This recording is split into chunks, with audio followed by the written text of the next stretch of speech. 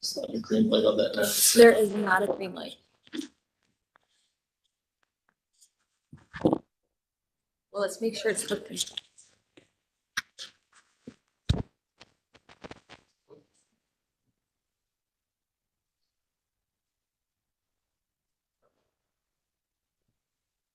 Do you have Alberto's contact?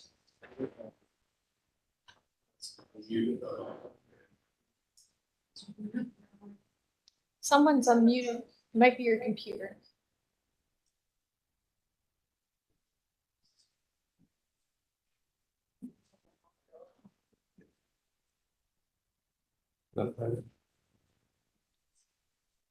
Just because yours is unmuted, it looks like. That it says Jessica. Is that you? Oh, that's someone else. No, there's no. Feedback though. So I'm not sure. There's no green. If you turn off your mic.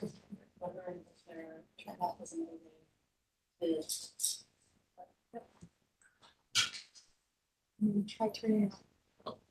The volume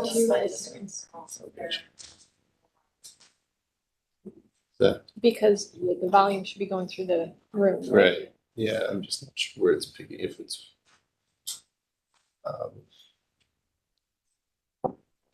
Mr. Strickland, can you hear us right now?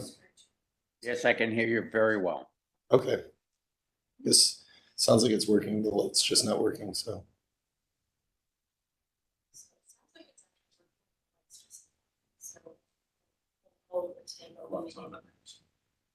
Yeah.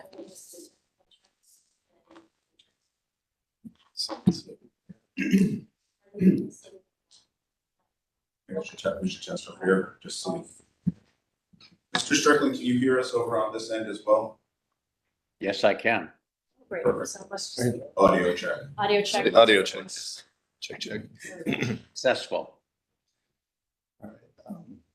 It does look like we have a quorum, so whenever you're ready. All right. We'd like to welcome everyone to the July 13th on Landmarks Commission meeting.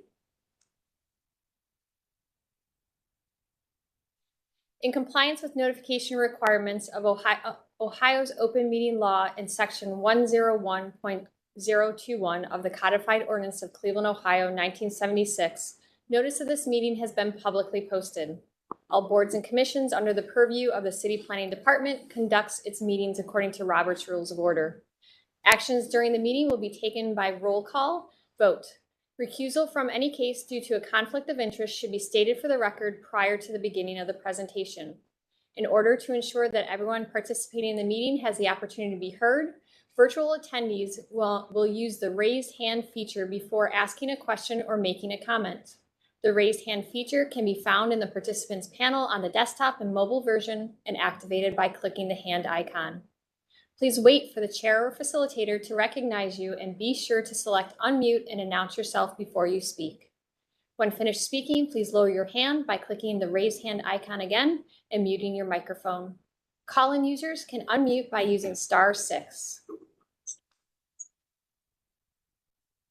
All meeting activities are being recorded via the WebEx platform.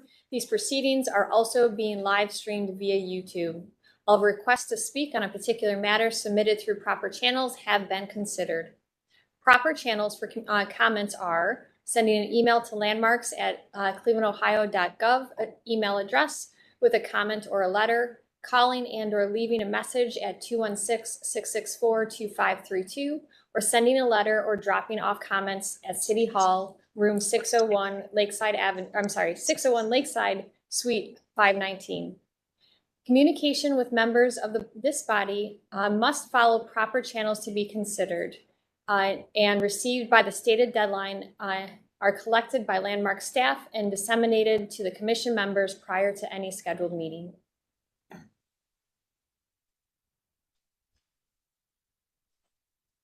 We'll now go through the meeting rules and procedures. All right, thank you, Madam Chair. Virtual and in-person meeting rules and procedures. The chair will call each agenda item, and then each applicant will be invited to proceed through their presentation. Each presentation should be completed prior to questions and comments from the commission in order to facilitate a smooth presentation. Once the presentation is concluded, the chair will ask Landmark staff to summarize design review committee recommendations and any public comments received. The deadline for public comments is noon on the Tuesday prior to any regularly scheduled Cleveland Landmarks Commission meeting. Any received comments are distributed to commission members prior to the meeting. Staff will also identify any members of the public present and scheduled to speak. Public comment is allowed at the discretion of the chair, and any individual providing public comment is permitted 2 minutes to speak to the agenda item in which they have an interest. The chair will then request a recommendation from staff. Commission will begin deliberations and project review, and any commission member except the chair may make a motion at any point after an agenda item has been called. And Madam Chair, just before we call the meeting to order and do roll call, I just wanted to announce that we have a fully seated Landmarks Commission for the first time in recent memory. I'd like to welcome Dr. Regina Williams and Michael Samberry, who's here with us today. I'm on board. Dr. Williams works for the Western Reserve Historical Society, and Mr. Samberry works for LDA Architecture. He's worked on a number of historic tax credit projects. Both have very impressive resumes, and we're happy to welcome them as the newest members of the Landmarks Commission. Welcome. So welcome. We will now then call the July 13th, 2023 Landmarks Commission meeting to order. Mr. Musson, please call roll.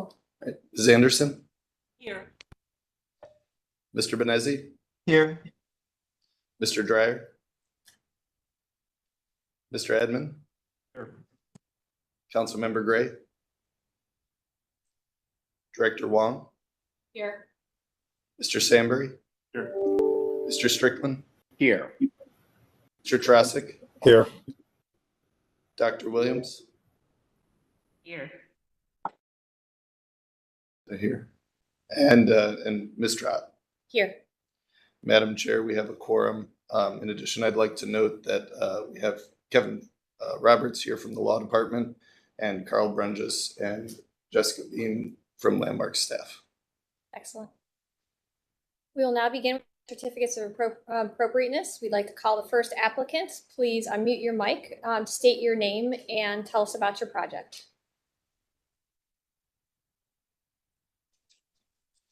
My name is Larry Miller. I am the president of the French American Chamber of Commerce, and we would like to talk to you about our project for the French Cultural Garden. Last time we appeared before Landmarks, we received approval for our overall design, and we are prepared now to begin phase one of our project of the garden. And I'm going to turn it over to our architects, Richard Levitz and Jamie Schwartzberg, to present our proposal. Thanks, Larry. Good morning, everyone. This is Jamie Schwartzberg. We're happy to be here to present the phase 1A and 1B of the French Cultural Garden. Next slide. So this was our overall plan that was approved last year. And you can see we're looking at doing the two entrance pieces, phase 1A and 1B, the community entrance and the lower plaza. We feel like these are the first two. They're the sort of easiest ones because they don't get too much into the slope that we have on the hillside, but also they're really sort of set the stage for welcoming people into the garden and providing a presence both up on Wade Park Avenue and down on MLK Drive. Next slide.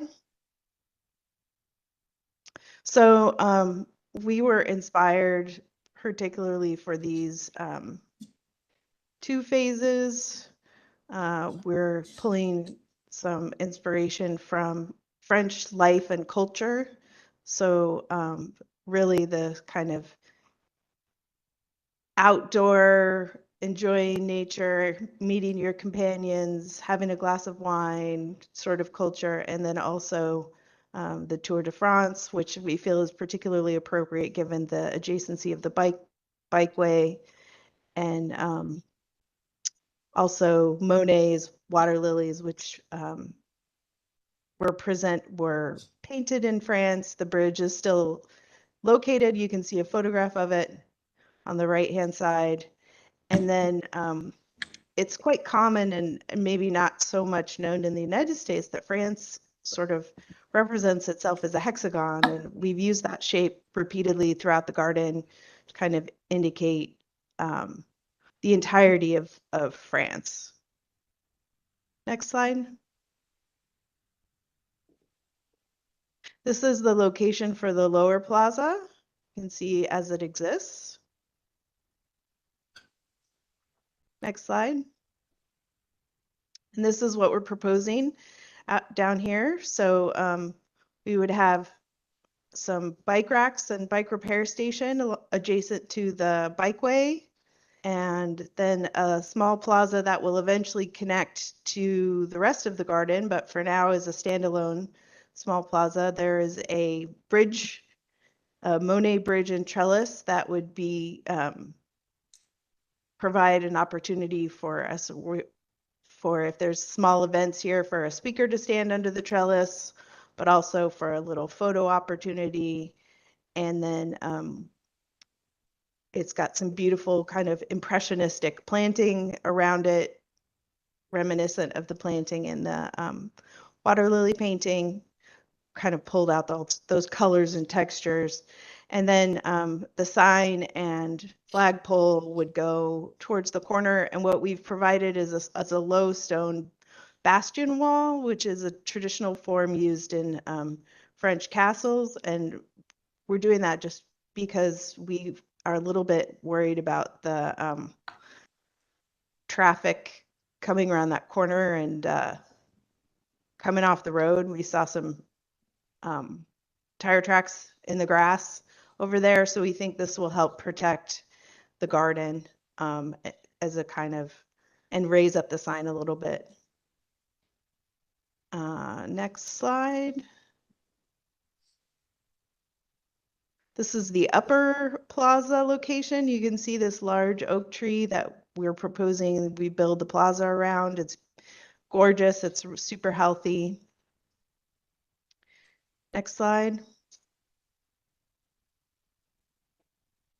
So this is the upper plaza. There's two entrances, one from Wade Park and one from the corner.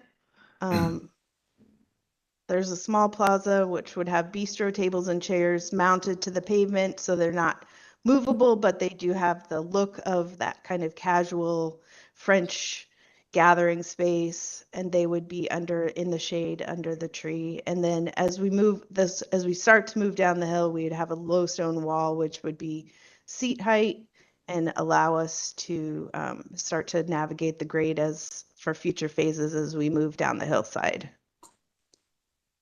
Next slide. This is the planting palette. We have trees, low maintenance flowering plants. All of these, once they're in, don't need to be watered, don't need to be fussed with, don't need to be pruned. They just kind of hold their form.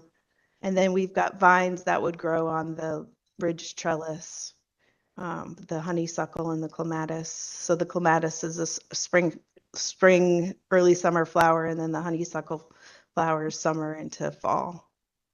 Next slide.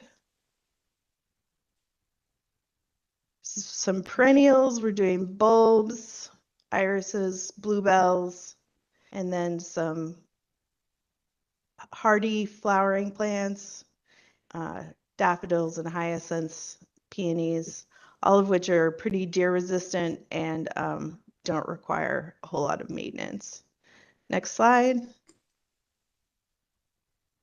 This is a rendering of the bridge that would be in the lower plaza. You can see we are imagining that it's something that people could stand on. It's going to be made of steel with composite wood decking.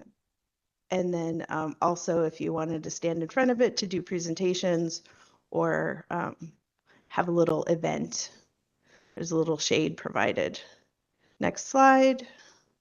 I think there's a furnishing slide here. Oh, this is just a side view and a front view of the bridge. Next slide. This low stone retaining wall, we're imagining it's a kind of rustic stone. So we would do it slightly rustic, and then as we move towards the center, the future phase is slightly more formal. So the stonework would also get more formal, but these two end pieces are the most rustic of the stone walls. Next slide. And then here's the site furnishing. So bistro tables and chairs from Fermob, that's a French company. And also this Louisiane bench, which is reminiscent of the typical benches that you see in Parisian parks.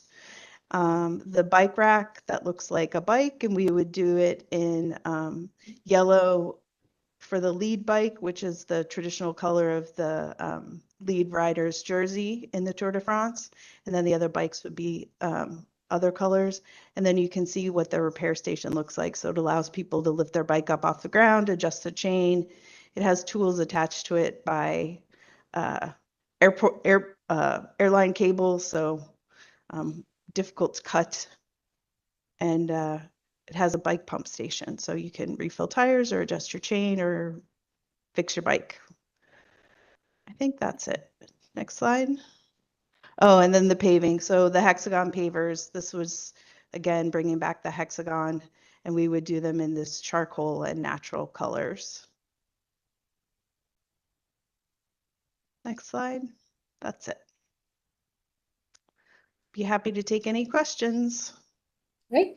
Thank you for the presentation. We'll move on to Design Review Committee recommendations. Mrs. Zaschik?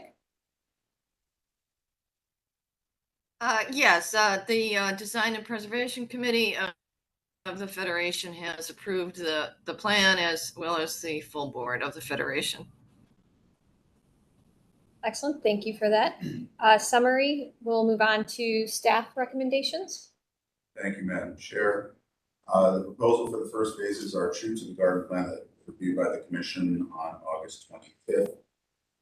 Some things that we have noted: care to be taken for the impact on the oak tree root system.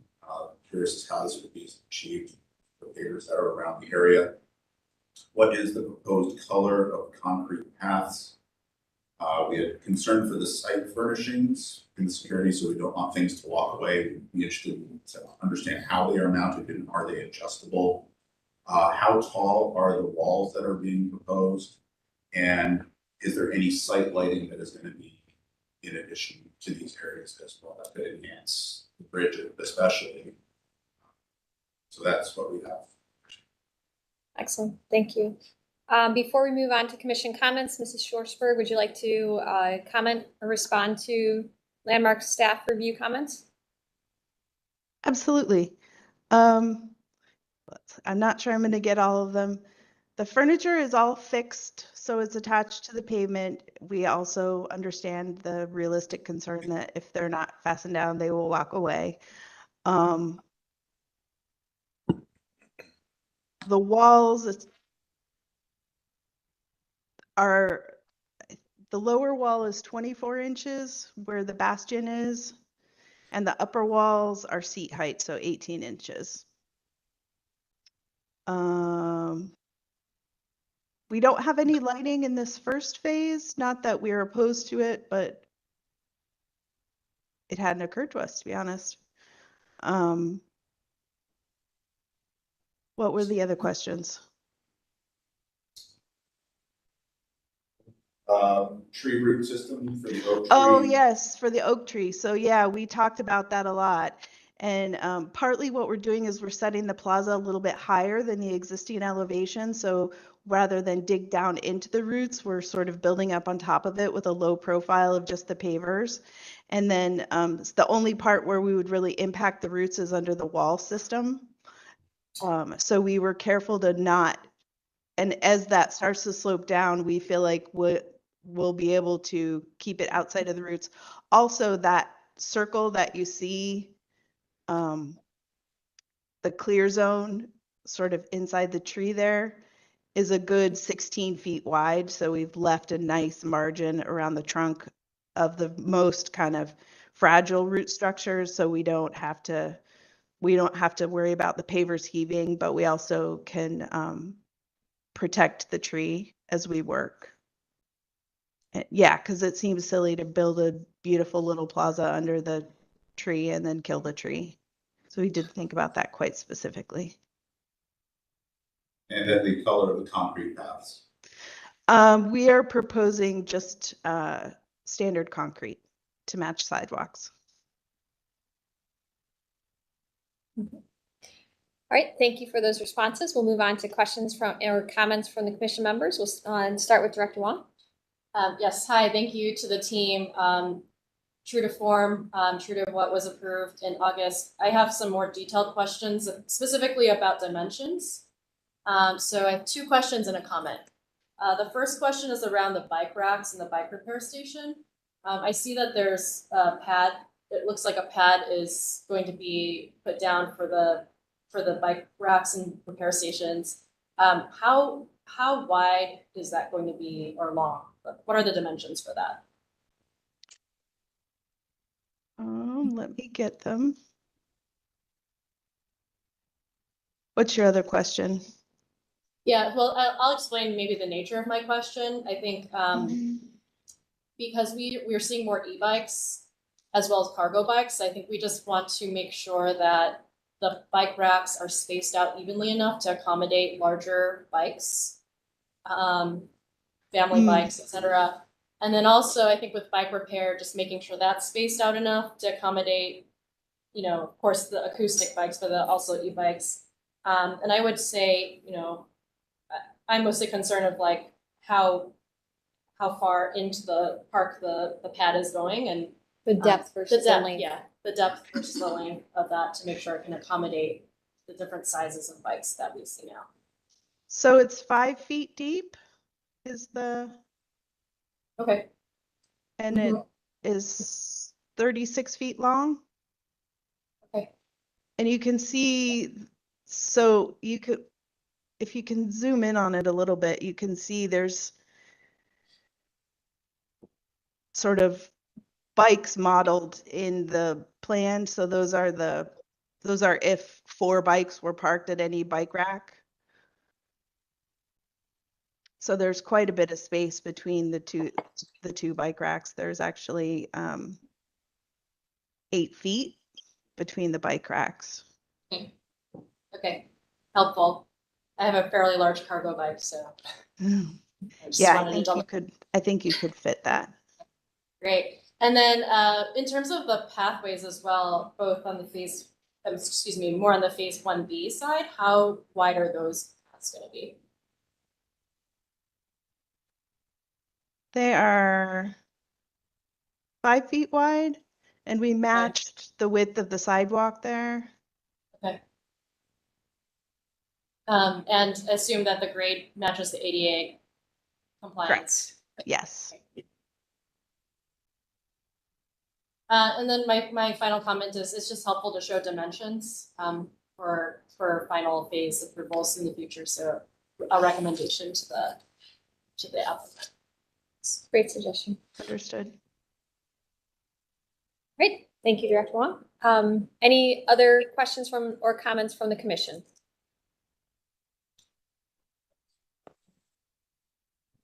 I'm sorry? Carter. Yes, Carter. Thank you, Madam Chair. Question, could you describe the sign that's at the lower level? I didn't see anything showing it. What's the size, material, graphics, etc.?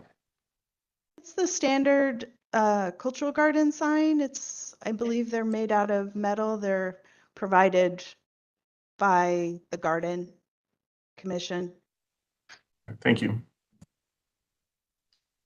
Thank you, Mr. Edmond. Mr. Strickland. Thank you, Madam Chair.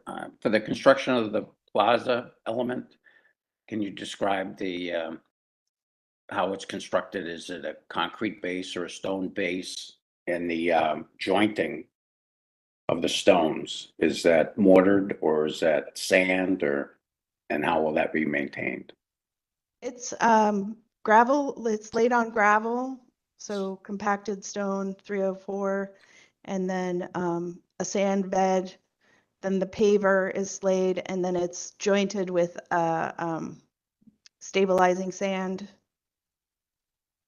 in a typical dry laid paver detail. Okay, yeah, I think that is appropriate for this area. And it will, in that configuration, especially under the tree. We wanted to keep it low impact under the tree. Right. But it will, you know, be subject to the growth of moss and invasive species into the joints. So you'll have to anticipate some level of maintenance on possibly an annual or biannual basis.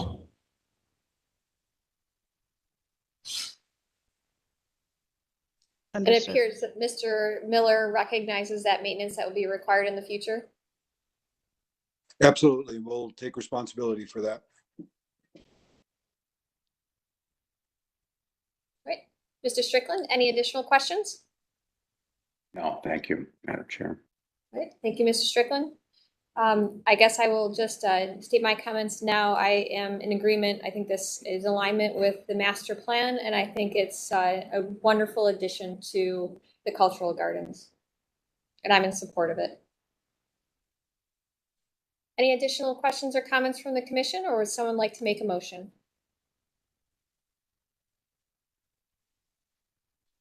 Mr. Strickland? I'll move to approve as presented.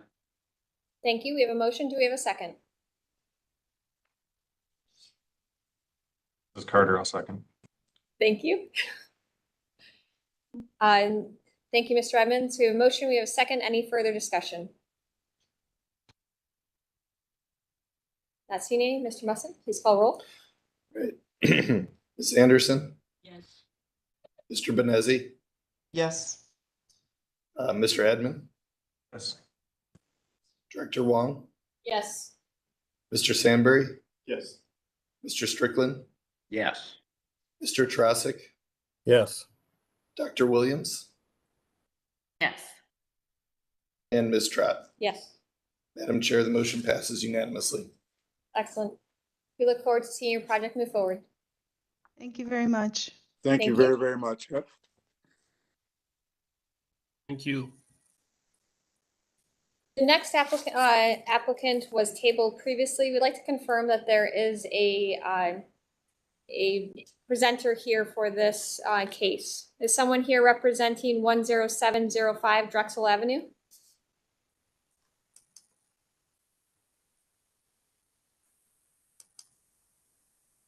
We'll ask one more time. Is someone here to represent 10705 Drexel Avenue window replacement?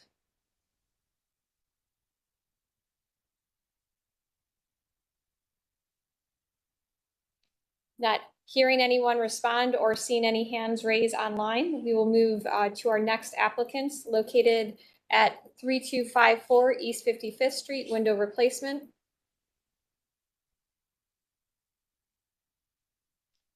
Could the applicant please unmute your mic, announce yourself and the company if you are representing, and tell us about your project?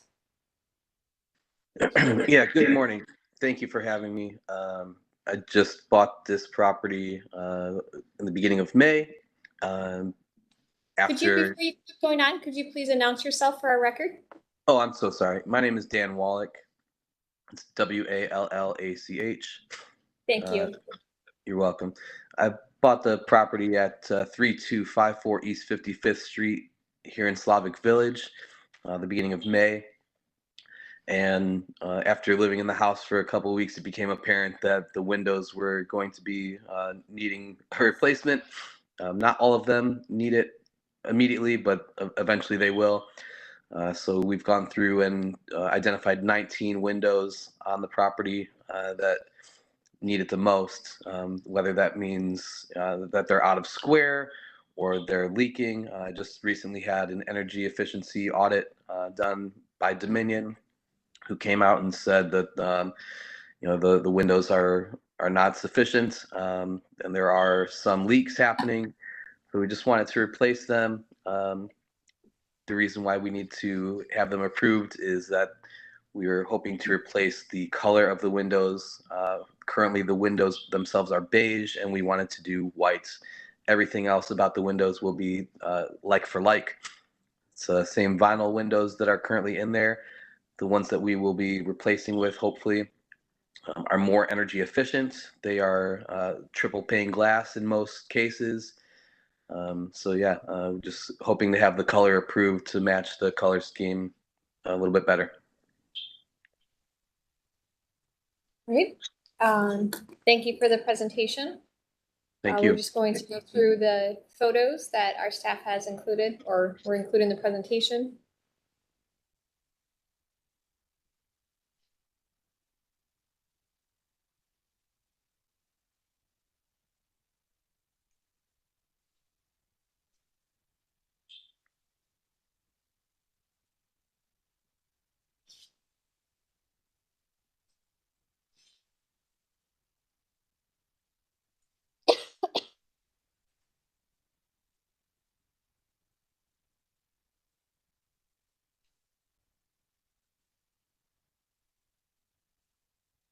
Lots of information.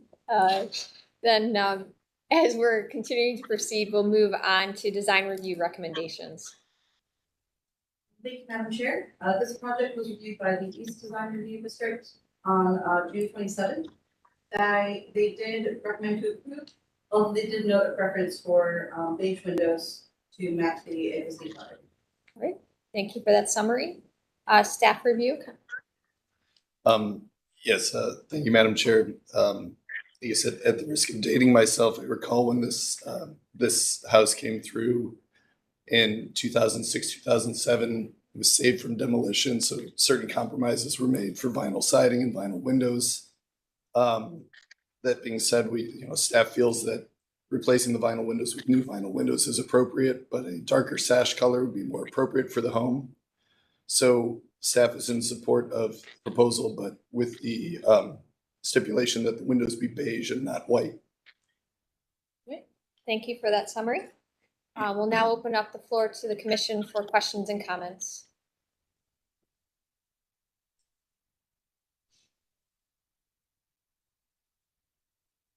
Who would like to start us off? Ms. Strickland. Thank you, Madam Chair. So given that this house was renovated in 0607, which obviously was not that long ago, less than 15 years ago, and the windows have deteriorated to such an extent within that relatively short period of time that they need to be replaced. I wonder if the applicant has given any consideration for a higher quality window that might have a longer lifespan than the vinyl. Yeah, so great question. One of the reasons why I was going with Window Nation is that they offer lifetime warranties. So if anything becomes an issue moving forward, they will come out and replace the windows or fix them if that is appropriate. So they're also much more concerned and careful about the insulation around the window and making sure that everything is leak-proof and waterproof and airtight. So the filler that they use between the window itself and the window casing is a much more appropriate material today than it was in 2006, 2007. So yeah, that is something that we've considered, and that's again one of the reasons why I went with the company that I went with. All right, well, I think that's appropriate then to have that level of warranty. It's indicative of a higher quality window than what was installed in 06 and 07. And does the applicant have a response to the recommendation for maintaining the beige color? I I'm just not sure exactly why that is the recommendation. All the window casings on the exterior are white already, so just the inch or so of the window itself is beige. I mean, if that's the recommendation, that's the only way we can move forward, then of course we'll go with that. But the interior and the exterior of the windows, you're just seeing the actual, like, the sliver of the window itself as in that beige color. As you can see in the photo that's on the screen right now, everything surrounding the window itself is white. The main color of the home is beige, of course, but looking at these the window casings, those are all white, and that's why we wanted to go with the white color. We just thought it looked like a more seamless look. I think that the landmark staff might be able to provide a more comprehensive explanation in terms of historic colors. But I think that in a house of this vintage, that a colored sash would be more typical. And I think that's why the recommendation for the color other than white was made by landmark staff. Maybe Dan or Carl wanted to comment on that. Yeah, Mr. Strickland, thank you for that clarification. Yeah, given the era that this house was originally built, you wouldn't have really seen any white sash. So they would have been some color historically, not necessarily beige. Sometimes even black window sash were used, or very very dark colors. But white would be inappropriate. So that's why staff is supporting beige. We have been consistent in not approving white vinyl windows on the front facades of buildings as well, and that has dated back many years. Sure. So hopefully that's adequate explanation for the applicant. So that's all I have. Thank you. Thank you very much. Are there other colors that would be approved? Because at some point, it's not going to be this year. I don't have the funds for it this year, but at some point, the siding is going to need to be replaced. And I'm not 100% sure if I would want to do a beige color, replace it with beige, or do something that might be more period appropriate to 1890. Are there other colors besides beige that would be approved for this project, knowing that the long-term look of the house may change? On the behalf of the staff, I'm sure they work with you to select a color with your long-term vision, and or work with Cleveland Restoration Society to potentially outline your future color palette so that your selection now can work with the future work that you have in mind. Okay, thank you. Other Let questions? me, this is Bob Strickland again. Let me also caution though that using a vinyl material for the window, the darker the color of the window, the more susceptible it is to warping. If it's exposed, if it's in an elevation that's exposed to direct sunlight. So just keep that in mind when picking a color. That was also a recommendation of Window Nation when we were going over originally, which is why we thought white would be as light a color as you can possibly get. And so that was another reason to pick white in the first place. Yeah. I think some other lighter color might also be appropriate. Okay, thank you. Thank you, Mr. Strickland. Any additional questions or comments from the commission?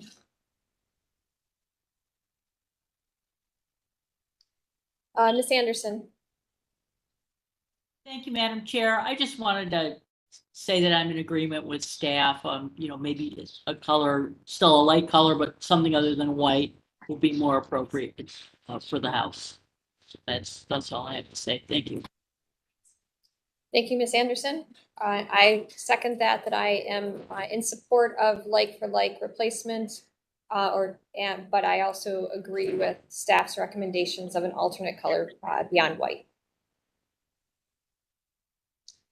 Any additional questions or comments from commission? Would someone like to make a motion? Ms. Anderson? I can't get my hand down, but I move that we approve with the stipulation that the applicant consults with staff regarding color of the replacement window. Thank you. So we have a motion. Do we have a second? I'll second that. Thank you, Mr. Strickland. We have a motion. We have a second. Any further discussion? Not hearing any or seeing any. Mr. Musson, please call roll and announce the results. All right, Ms. Anderson, Yes. Mr. Benezi, Yes. Mr. Edmond, Yes. Director Wong, Yes. Mr. Sandberry, Yes. Mr. Strickland, Yes. Mr. Trossig, Yes. Dr. Williams, Yes. and Ms. Traut. Yes. Madam Chair, the motion passes unanimously. Excellent. Well, thank you. We look forward to seeing your project move forward. Thank you. We'll move on to our next applicant located at 1425 West 58th Street, Porch Addition. Hello, I'm Meredith Pangrace at 1425 West 58th Street. Can you hear me all right? Yes, we can. Thank you. Okay, great. This is just a residential porch addition to my home. I've lived here in Detroit Shoreway, owned this property about 18 years. So as you can see, my house sits much further back than the other houses on my street. So I have this kind of bigger front yard, and my neighbors both have porches. A lot of people on my street have porches, so I'd like to improve my home by taking that side porch that kind of leads to the front door, extending that forward, moving the front door forward to create a small foyer, and then having a nice front porch. You can go to the next slide. One moment. There we go. Thanks. Okay.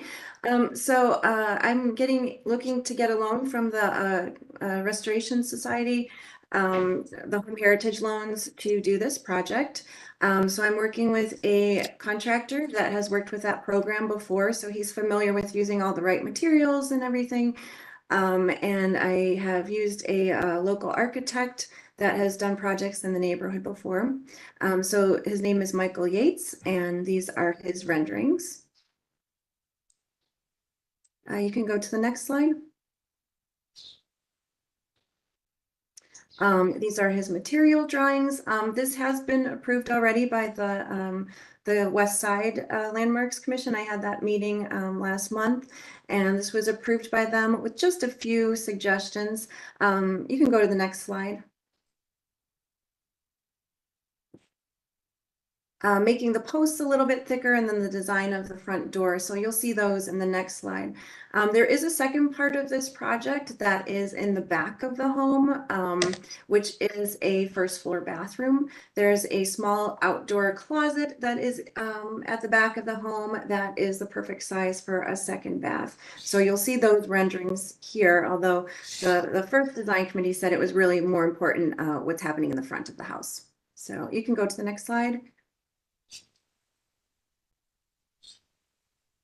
So these drawings show in the top right there, that's that small back addition that's happening with the bathroom. And then the bottom one is showing the porch addition from the side view. You can go to the next one. And just go to the next one until we get to the rendering so you can see a little better what's happening. Yep, the layout of the back addition. Go to the next one. That's the current back door. You can go to the next one. The current back door. There's really nice cedar siding on the house, which we're going to keep that, of course. Keeping all the colors the same as everything. Go to the next one, please.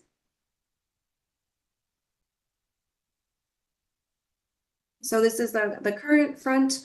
You can see there how the back door is set. further back. So that's coming up several feet, and we're keeping some of that side porch, but then adding to the wraparound. And the roof will be, you know, like an L shape that wraps around. You can go to the next slide. Just a little bit closer there, you can see the nice cedar siding is underneath that porch too. The new porch will have wood ceiling and wood floor, just like this one. Go to the next one, please. And then we just have these renderings which kind of show the roof line a little better. I did talk with the design committee before about the spindle design, the front door design, and just kind of really trying to keep those things appropriate historically for the house. You can go to the next one. I think there's a couple more renderings in here. Just another look at the back. And the next one. And the next one. Just a detail. So this is not the current front door. This is just from the architect. So it's noted that we'll have a more appropriate front door. Go to the next one. Just another view of the porch. Going to the next one. I do want to put in a stained glass window in that new foyer area. So that's just a little rendering of that. Of course, it'll be wood. Next one. And that is it. Okay, thank you for the presentation. We'll move on to Design Review Committee recommendations. Thank you, Madam Chair. This project was reviewed, as mentioned, on June 21st. And it was approved with considerations. Considerations from the Design Review Committee include maintaining the hip roof for symmetry on the front porch, reviewing the post, railings, and front door details for appropriateness for the house, and to review final details with staff. The committee did have a discussion on the appropriateness of adding the front porch, as it is in a district very well documented with front porches, while this house does not have it. Okay, thank you. So is that the staff report, or is there? Go ahead. Yeah, there's an additional staff comments. Similar to design review, staff feels that, well, it's a very nice addition to the house. The back addition is certainly, we're in support of that. And there are a lot of porches in the Franklin West Clinton Historic District. But essentially, this project is appropriate for the historic district, but not necessarily this house, since the historical research shows no evidence of the house ever having a porch. So adding a conjectural element like the porch would violate standard 3 of the Secretary of the Interior standards. That being said, if the commission were to approve the porch on the house, staff would recommend not utilizing standing seam metal roof, but instead matching the asphalt shingle on the rest of the house. Thank you for the summary of comments. I will now open the floor to the commission for questions or comments. Mr. Edmond. Madam Chair, I just had a quick question. I wasn't able to hear the design review comment about the roof. Was that also about the metal material, or was it something else? Ms. Bean? It was not about the material, it was just about the shape of the roof. What was the concern or question about the shape of the roof? We're going to go the right rendering. The over there roof cuts off on the left side of the house, instead they spoke about possibly having that hip just to have a symmetry in the front instead of having it kind of just end on the side of the house. Thank you. All right, thank you, Mr. Edmond. Additional questions or comments from the commission? Mrs. Strickland. Thank you, Madam Chair. Does the applicant have a response to the recommendation to go to an asphalt shingle roof? Yes, it will be an asphalt shingle roof. Yeah. Okay, thank you. Well, I think this is a well thought out and an appropriate addition to this house, even though that it historically was not part of the house. It might be an elaborate reconstruction but I think it ultimately could be reversible in the future. And given that fact, I support the addition of this porch in this particular circumstance. Thank you. Thank you, Mr. Strickland. Mr. Edmond? Thank you, Madam Chair. I agree with that. I think that the visual success or appropriateness of this will also depend a lot on the details of the railing spindles and the columns and so forth. So I would also second the idea that that those be reviewed with staff as they're more further refined and developed. That's all. Thank you, Mr. Edmond. Mr. Bonezzi? Thank you, Madam Chair. After running up and down your street quickly on Google, you are just confirming you're right. Almost all of your neighbors have a porch. And I think ultimately, as Mr. Strickland had noted, this could be reversible, per the Secretary's standards. And lastly, I would just, I feel like I had to say something. I know I had to say something. Oh, it's because I parked in front of your house the other day. That's why I knew this project kind of complete. I was going to the restaurant in the corner and I was like, this came up and I went, this is very strange. I think it'll be a great, a nice addition to your house, but continue to work with the staff for kind of the details. I know on residential projects, especially if you're new to residential projects, sometimes we don't all know everything, as sometimes the people in this body, we have a wealth of knowledge, and staff is an even greater wealth of knowledge. So I encourage you to work with them on some of the details and submitting things and to get it just perfect. So, Okay. Thank you. Thank you. All right. Thank you, Mr. Bonezzi. Ms. Anderson? Thank you, Madam Chair. I'm definitely in agreement that the roof should be asphalt shingle.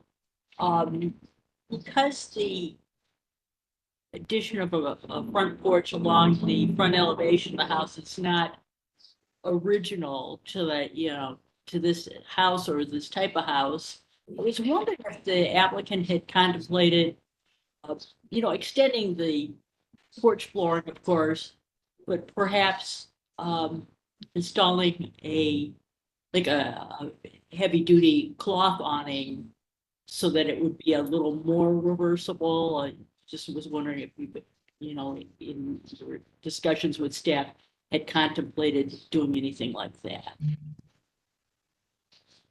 I haven't really looked into that. I haven't really seen, I don't know if I've really seen a cloth front porch around here. If anyone had any references, that I would be curious what that would look like.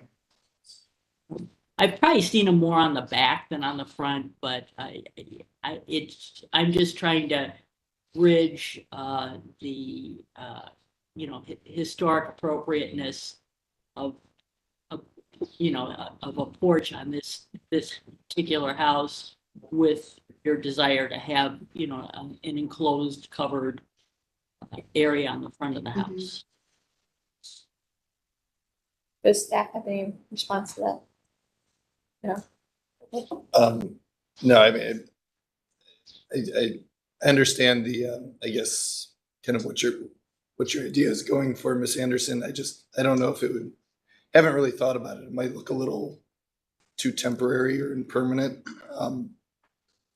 It's something to consider, but More of an awning type. yeah, it seems like it would feel more like an awning that might be more appropriate over individual windows. I just don't want to give it a commercial feel with an awning across the front. Okay, thank you. If anyone could hear that. Although it may not be historically accurate to this specific house, I think there are examples of workman cottage houses throughout Cleveland that do have front porches. So I am in support of this project with the revision of changing the roof material or confirming that the roof material is asphalt and the committee's recommendation of the period appropriate door and reviewing the details of the posts with staff. Any additional questions or comments from the commission? Would someone like to put forward a motion?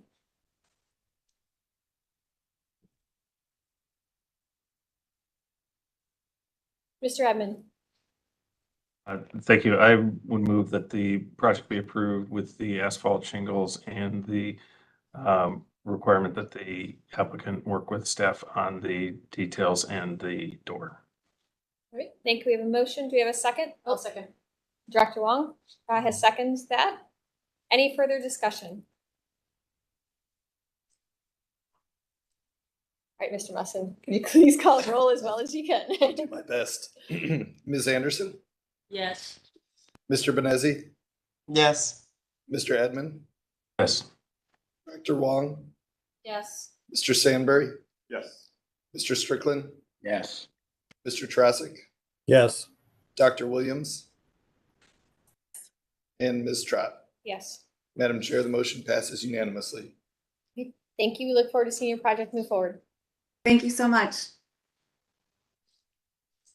We'll now move on to our next applicant, Sisters Haven, located at 1986 West 99th Street, renovation and addition.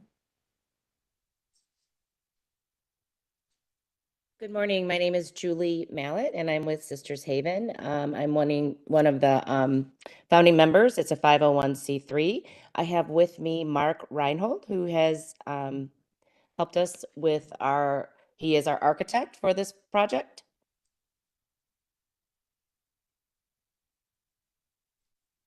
Do you want to? Okay, go ahead. Sorry. Why don't you give a 2-second tour of what Sisters Haven is? Right. And the history. Great. Could you move it forward, Jessica? Yes, thank you. Okay. So Sisters Haven is a 501c3. We started last year. There's a group of 5 women that got together. We realized through some mapping of the city that there wasn't a shelter or support for unhoused pregnant women. And so our vision is, well, we presented to the Rocky River United Methodist Church, which is the church next door to this, just to the south of this, our building at 1986 West 99th is their Cleveland branch. And they gifted us this home last year. And then they went through a lot split. And so now we have 1986 West 99th. Our goal is to renovate and add an addition so that we can house up to 7 women who are pregnant and or parenting young babies. We just want to provide support or support system so they can stay at the home until the baby is about a year. And we're going to provide wraparound trauma-informed services to hopefully provide them with the support they need to become independent. Can you go to the next slide, please? So this just kind of why the home is being renovated. We're just finalizing strategic partnerships with other nonprofits and organizations in Cleveland. We all have the common goal of conquering the leading causes of maternal vulnerability in Cuyahoga County. And one of the biggest problems with maternal vulnerability is the physical environment. So we want to provide women with safe physical environment in this community. So can you go to the next slide, please? This is just a quote from Chris Nestrick, just supporting Sisters Haven on the west side of Cleveland. I'll let you guys read that and then move forward. Second. All right, so here's the house at 1986 West 99th. Again, it's located next door to the Rocky River United Methodist Cleveland Campus Story Church. Again, the lot was split, so we share part of the driveway. They have the Twice Blessed Free store. We use meeting rooms there. They have a nice fenced-in backyard. We are across the street from the fire department, and then on the north side is the Marion C. Seltzer elementary school that's going to be doing the huge renovation. So they're in the process of finalizing their plans, and that's going to be a brand new school. And then the rec center is next door. So this is going to be the main exit now, right in front of our house, for the buses and for the children to be dismissed from school. Many children are going to be walking by this house. Okay, if you could move forward. You can see there that, you know, Story Church is to the south, and fire station, it's just a picture of it. Okay, move forward, please. These are just pictures of the current house. Keep going. Currently, this is the state we got it in. I think there's updated pictures as we took some of the siding off after we submitted this, because we had a group of volunteers that came in.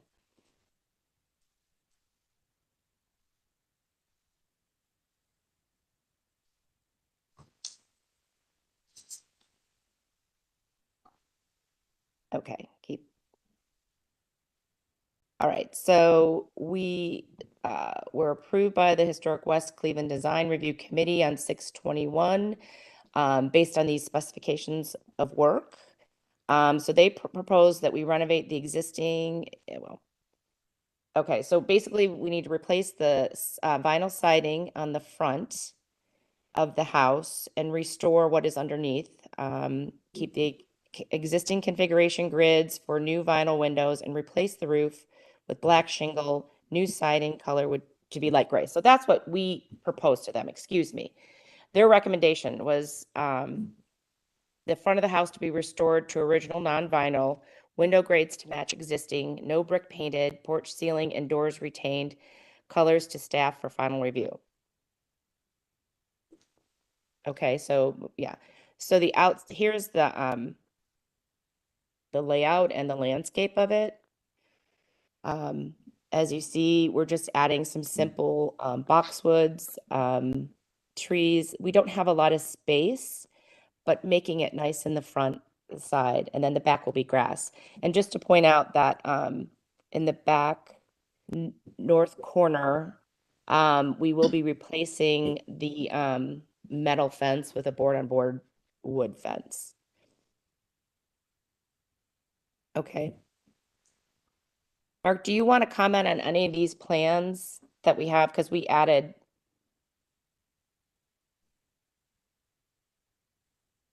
Is he still? Yeah. Mark, you are muted if you are trying to speak. Sorry. The front presence, we've just last week discovered will be quite doable to follow the neighborhood guidelines. The front house is in fairly good condition, so the bulk of my work has been trying to get more sleeping areas and more care areas for, not care, living areas and sleeping areas for the potential clients in the back of the building. And we spent some time with Director Vanover and the tight site of both the church to the south and the school district's land to the north, and worked through some potential code issues. But in the front, I see no reason why we can't paint the existing siding, paint the existing trim, replace the windows with vinyl windows that have the mullion and grid pattern to match. The front door's in good condition, so that can stay the same. The brick's in not the greatest condition, but we're in the process of finding either low-cost vendors or volunteer work for brick repair and replacement. So the front presence of the building will be as carefully restored to its original as possible. If you move forward, I think Jessica, I think you're the one doing this. If you move forward, these are just the drawings of the actual house, the renovation and the addition. There's some. If you can continue, you'll get more actual pictures.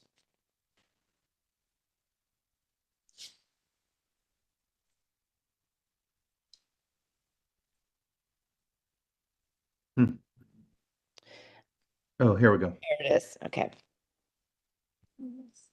So this is, we had some, again, a volunteer group came in and pulled off the vinyl siding. So it looks to be, it's the lime green isn't our favorite, but looks to be in pretty good condition.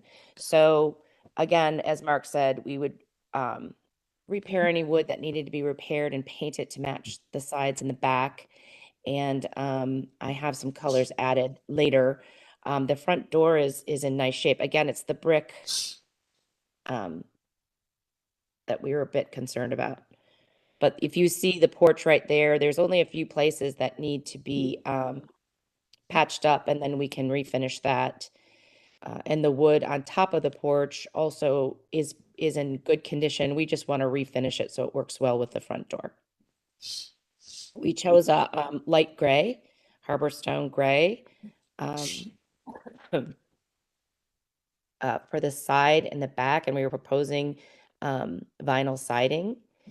And you can go to the next slide. I think it shows, the windows will be replaced with energy efficient and maintenance free windows. We can keep the existing grids without a problem. You go to the next, and a black roof to add to the house. It will be consistent. It will be a brand new roof on the current house and the addition. Okay, move forward. So this is kind of what we're proposing. It's a white trim. The front porch on the floor, this Spalding gray. The front door and the porch ceiling, we were going to refinish that so they work together. You know, just a wood stain. The brick on the front house is currently, we don't have to paint. We do have to figure out how to fix that.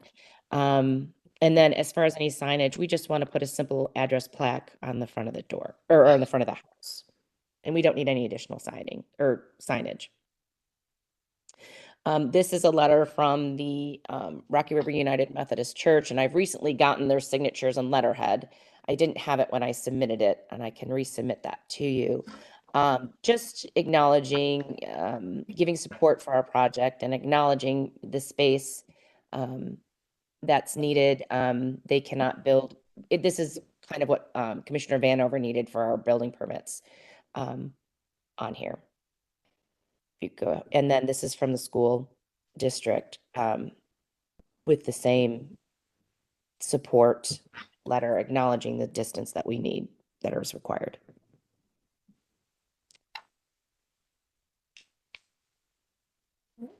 Thank you for the presentation. We will move on to Design Review Committee recommendations. Thank you, Madam Chair. This project was reviewed, as mentioned, on June 21st by the Historic West Cleveland Design Review Committee. They did approve the conditions that the front be restored with to the original with no vinyl. The window grids to match existing, no brick being painted, and the porch ceiling and doors retained. The colors to staff for final review. So it looks like a lot of those changes have been addressed in this presentation. They did discuss the landscaping and the visibility from the school and rec center, which is currently in flux with all the construction going on there. So that'd be a future. We was just looking forward to seeing how that kind of develops with the changes on that whole site. Great, thank you. Landmark staff review comments. Thank you, Madam Chair. So this is one of those happy ending stories because back in 2021 in August, this was actually proposed for demolition. And this is why we have our process and why we do the things we do. We conducted a site visit in November, and based upon our findings at that time, we said that this building did not need to come down. And when it came to the Design Review Committee in December 2020, it was tabled to explore more options. And that's when Northwest Neighborhood staff started reaching out and trying to find an end user for this, which they did. And this is great. Once all that happened and going through the lot split and all that information is this is where we're at, and this is great. This is the outcome that we were hoping for, and we hope to see more of in the future, because there's a lot of buildings that don't need to come down, just need an end user. During our site visit, these much like photos that were shown already, this is exactly what we looked at. We also got to get inside, and we can see that there are original wood windows still here, and a lot of them look to be in really good condition, and that potentially restoring these rather than replacing them, look on those at a case-by-case basis and see how they look. Good to see that they have removed the vinyl siding, and they are evaluating the condition. Staff has a preference to look at the sides, the north and south sides as well, which may help save some money on replacement vinyl. If we can restore all the original wood, or painting that might help there. We have an original door still in place, which we'd like to see retained if possible. And there are original wood windows. We're looking to restore this instead of replacing, replicating the grid patterns, and they should be exterior applied at minimum for that architectural. The color palette, probably like to see something a little bit more in line. The gray and whites, it's a little too modern and neutral, and give something more here to this building. We can go out, staff can go out and help evaluate some of the siding to see what is needed and what's not. We would invite members of the commission as well if they want to have a look at that as well. The addition, vinyl siding on the addition is appropriate since it is a new addition. So that's great. I think I'd like to have a little bit more detail on how they're actually attached into the back. What's being removed from there. Otherwise, what is being presented is in line with the Secretary of the Interior standards. I think we would need to know what type of variances are going to be needed. I think there's a side yard, and I'm not sure about lot coverage, but maybe the applicant's going to explain what has been already identified, and if part of the motion would be in support for any variances that would be required for this project. Thank you. Thank you. We'll now open up the floor to the commission for questions and comments.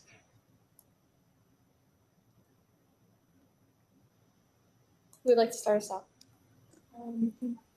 I guess I'll start. I would agree that this is a happy ending. Being on the site visit that did occur a few years ago and seeing this house, it's wonderful to see a new user and a new future for this house. So I applaud you for taking this on and really repurposing this house for something that the neighborhood does need. Similar to what staff has mentioned, and also the design review committee, you are giving your mission is to give the residents of this facility a brighter future. I would encourage you to use a brighter color palette that would be aligned with the historic appropriateness, but also give them that inspiration. We live in a lot of gray, so going beyond gray and giving them something to make them happy and feel more vibrant themselves, I think would be appropriate for this house, for both the siding and the window color.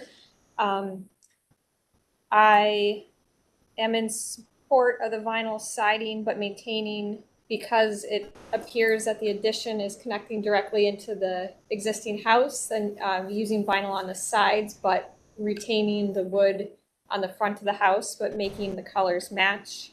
Related to the windows, since we do review things on a case-by-case basis, based on this house being a lone wolf on the street as far as the residents and its adjacent context, I do support vinyl windows on the addition, and if appropriate on the existing building itself, as long as they do not, I would encourage and support the evaluation by staff to see if the windows do need to be replaced. But if they do, then I would support vinyl, but similar to the previous applicant, in a non-white color so that it would be period appropriate where used.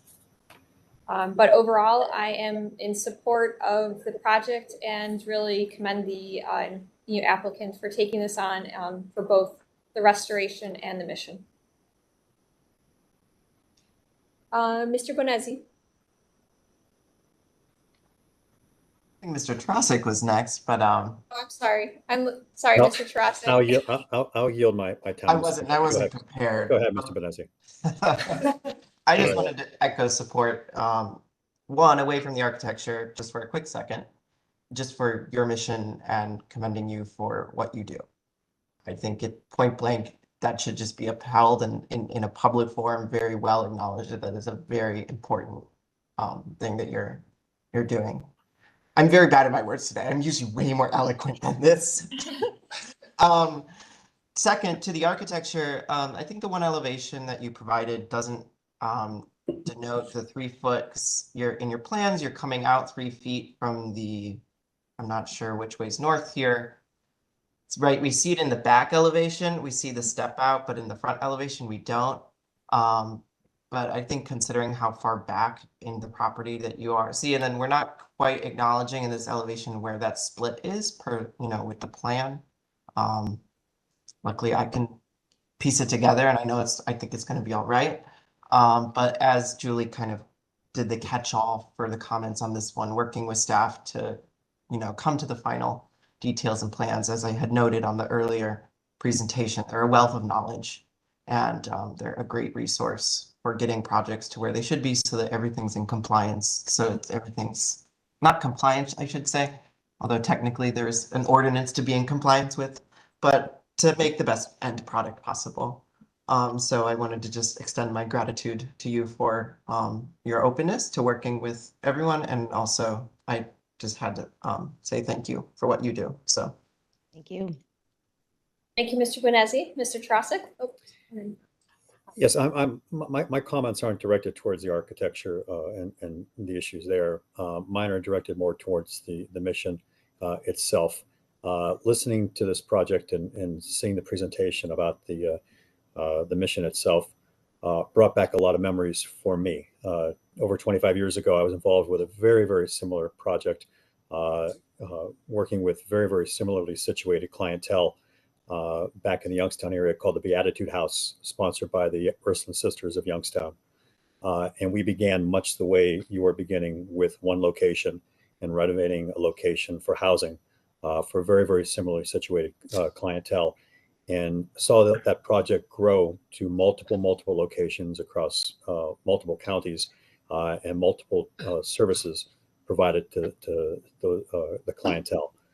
So I applaud you for this. I've seen the success of projects like this before, and encourage you to grow as fast as you can and do as much as you can with this type of project. It's a tremendous project, and it's tremendously rewarding to be a part of something like this. So thank you. Thank you. And yes, you'll be seeing me again, I'm sure, with different projects.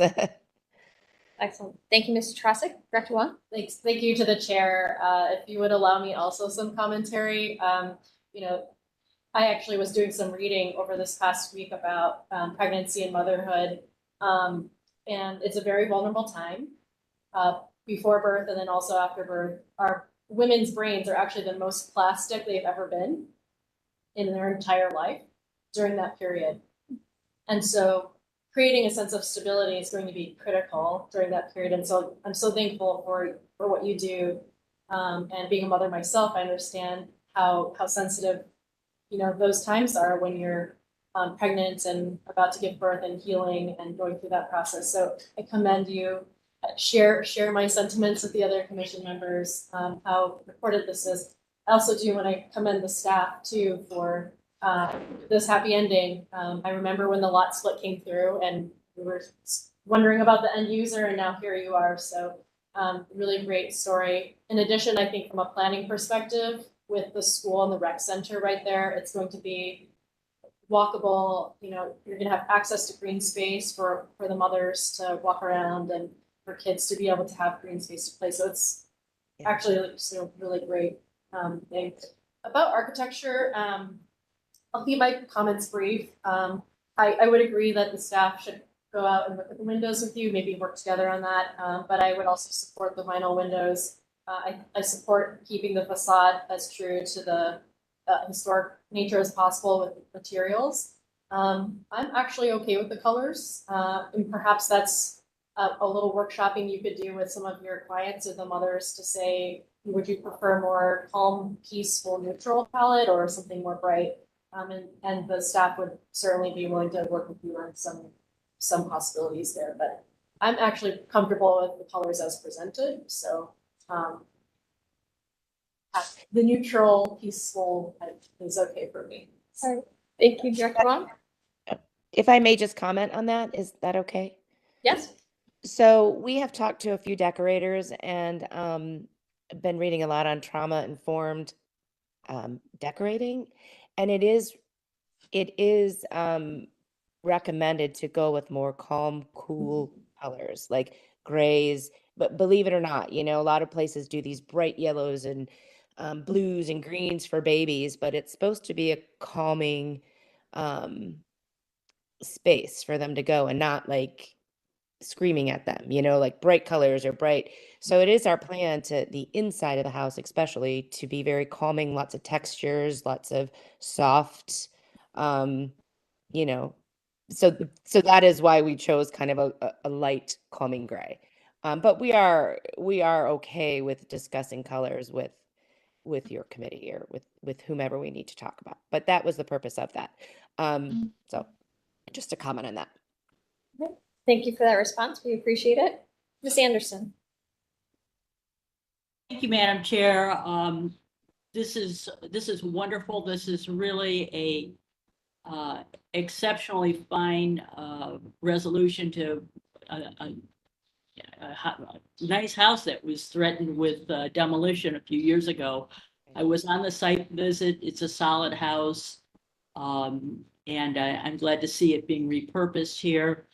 I'm in agreement with most of staff's comments. I also wanted to mention, and I know this is outside our purview, but in the interior of the home retained a lot of beautiful woodwork, crown moldings, built-ins, and I think it would maintain a much more homey feel if you were able to retain those beautiful amenities to this home.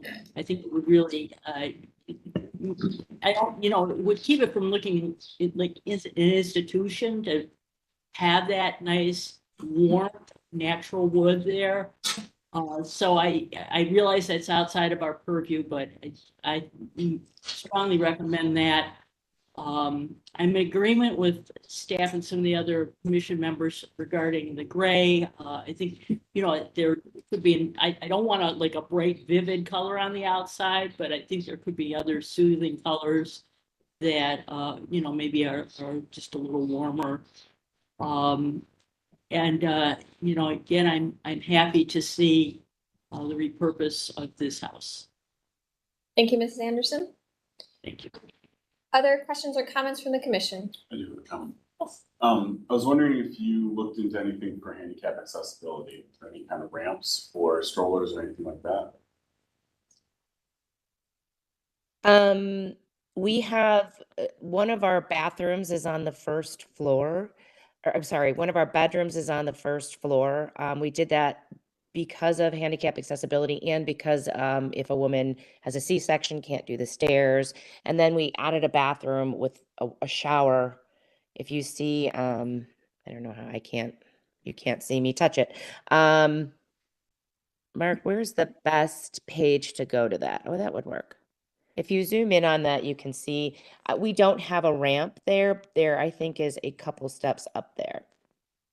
Yeah, the house is elevated 5 risers out of the ground, and we have no site, both in the front and the back. So if that becomes an issue, I think we'll talk to a lift manufacturer for contributions or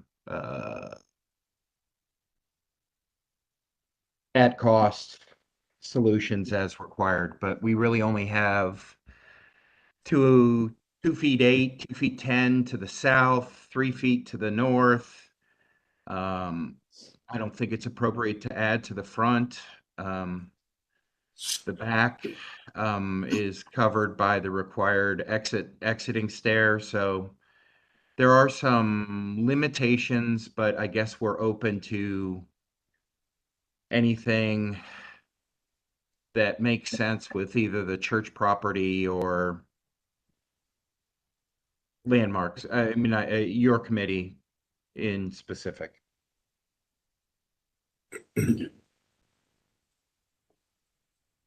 But, Right, it you looks know, like, although it's not a handicap issue, we have tried to accommodate first floor living, even though it's 5 risers out of the site. right. Probably the only place you put a lift is in that south porch, rear porch, or a ramp would be off the front because you'd need, what would that be, like 32 feet of ramp? Yeah, I mean, Maybe it's less. an inordinate amount of Right, code 42 probably, approved ramp. right. No, I think a lift would be appropriate where needed. And it would just be good probably to define where in the future, if you place that, how you would accommodate that. It might make some some minor modifications to that rear porch and if that's your plan. Mr. Reinhold, can you answer staff's question from earlier regarding variances that may be required? I don't think we've gotten to that. Well, we haven't had a zoning only review yet, so this will be somewhat conjecture on my part, but we're gonna need a side yard setback on both sides. I don't know the code issue, but I've provided on my drawings the lot coverage. But I would not be surprised that we would need a lot coverage. We won't need height. We've been told we don't need a change of use, although I find that hard to believe. So certainly all the site issues will have to be reviewed by zoning. Thank you. Just for clarification on process, when you submit for your permit, there are no zoning only reviews. So whatever you apply for in your permit, that's gonna be the permit that goes through the entire process. If you wanna send us stuff ahead of time so we can get it to our zoning staff to look before, send it to Jessica and we'll get that over to Shannon and have her look at everything first, so you have an idea before you apply for your permit. Okay, I have a question. I sent it to, as far as the change of, Change of use, yeah. Thank you. Oh, hold on, it's, all these terms are new for me. Okay. I spoke to Xavier Bay and they've already reviewed it and said that this is considered like a boarding house. Now, we've discussed, and I know Mark and I, like, there has been question on, is it going to be a boarding house? Does it need it? But right now, I believe they've already been looking at this. Okay, great. And we would not deal with the change of use, where we would just need the variances, although I'm sure we would support the mission and the use. But I think we'll be fine once we get that report back. Okay, and I think that's pending right now. Perfect. Other questions or comments from the commission? Or would someone like to make a motion?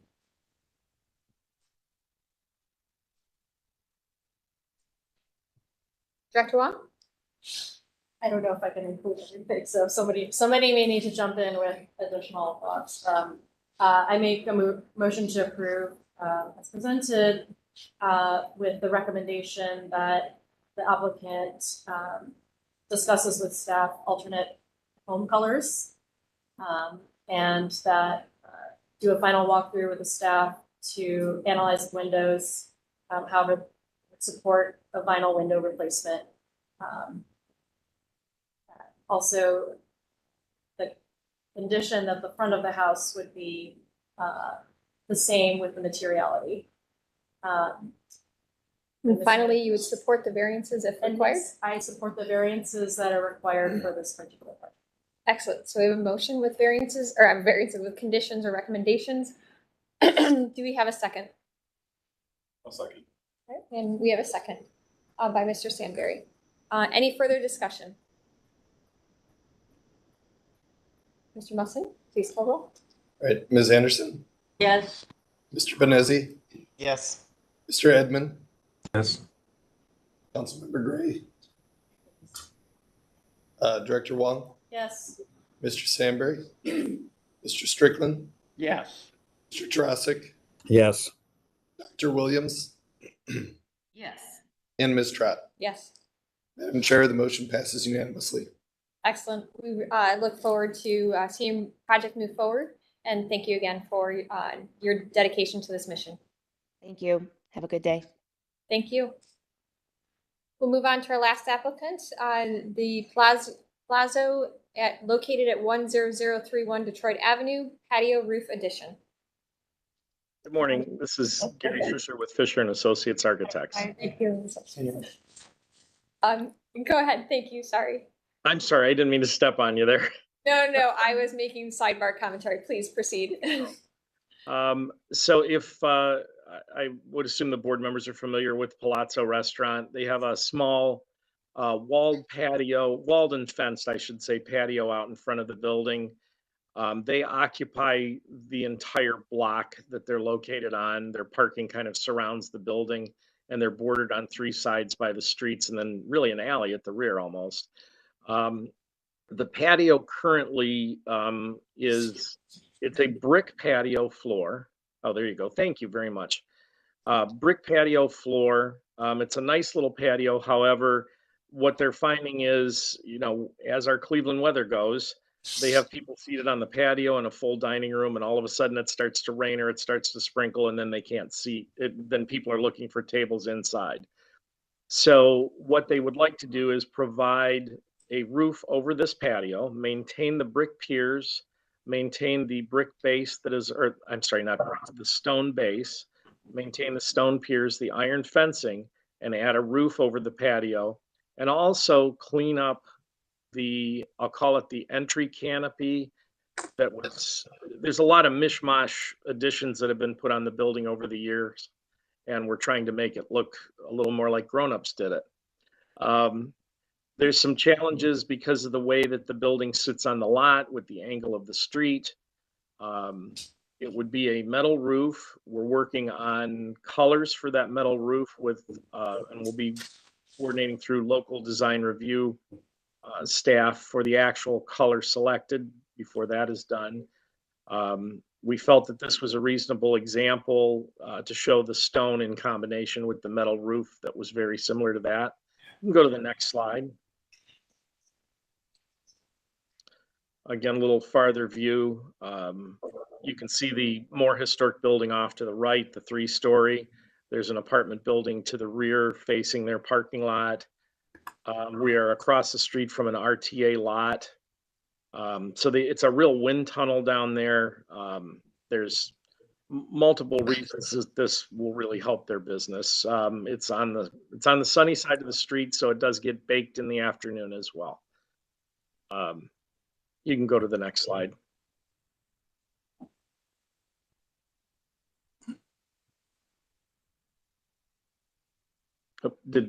Next slide, please. We have a little bit of lag. I just got an error message. We're having a few technical issues. Give us 1 second. No problem. Sorry, I didn't know if you could hear me or not. Nope, it's we can hear you. We're just trying to get it. It's here. I'm on that one. So we can see it. It's not moving. It just said disconnect or disconnecting to the network. Maybe it'll. Are you a coach or something? That says no network. Are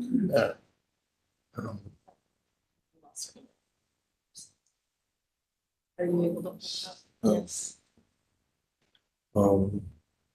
You know, this could do us. Really? Might be the storm. You were connected. Yeah. Carl, try turning off your internet and then turning it back on for the Wi-Fi button.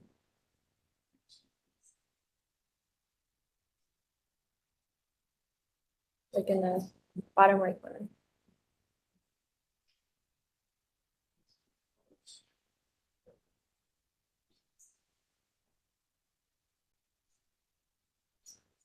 Thank you for your patience. We're just trying to troubleshoot this on our side. You can still see it though? Well, it's not moving though. So you can see the slides and it's, yeah, it seems stuck. Oops. You don't have any authorities to do anything. Right?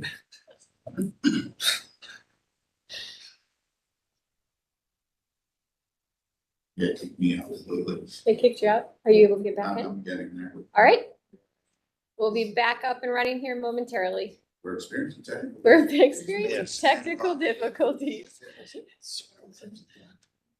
I don't know. I hope that's the live stream.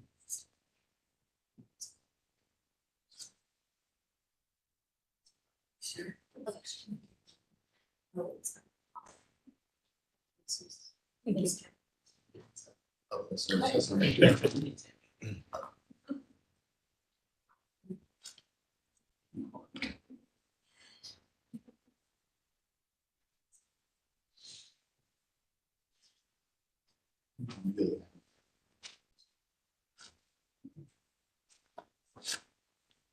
Jessica, can you get in?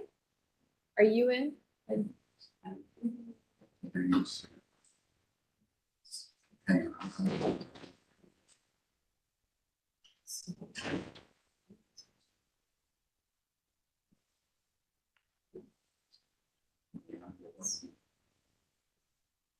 Carl's back. I can see you. Yeah.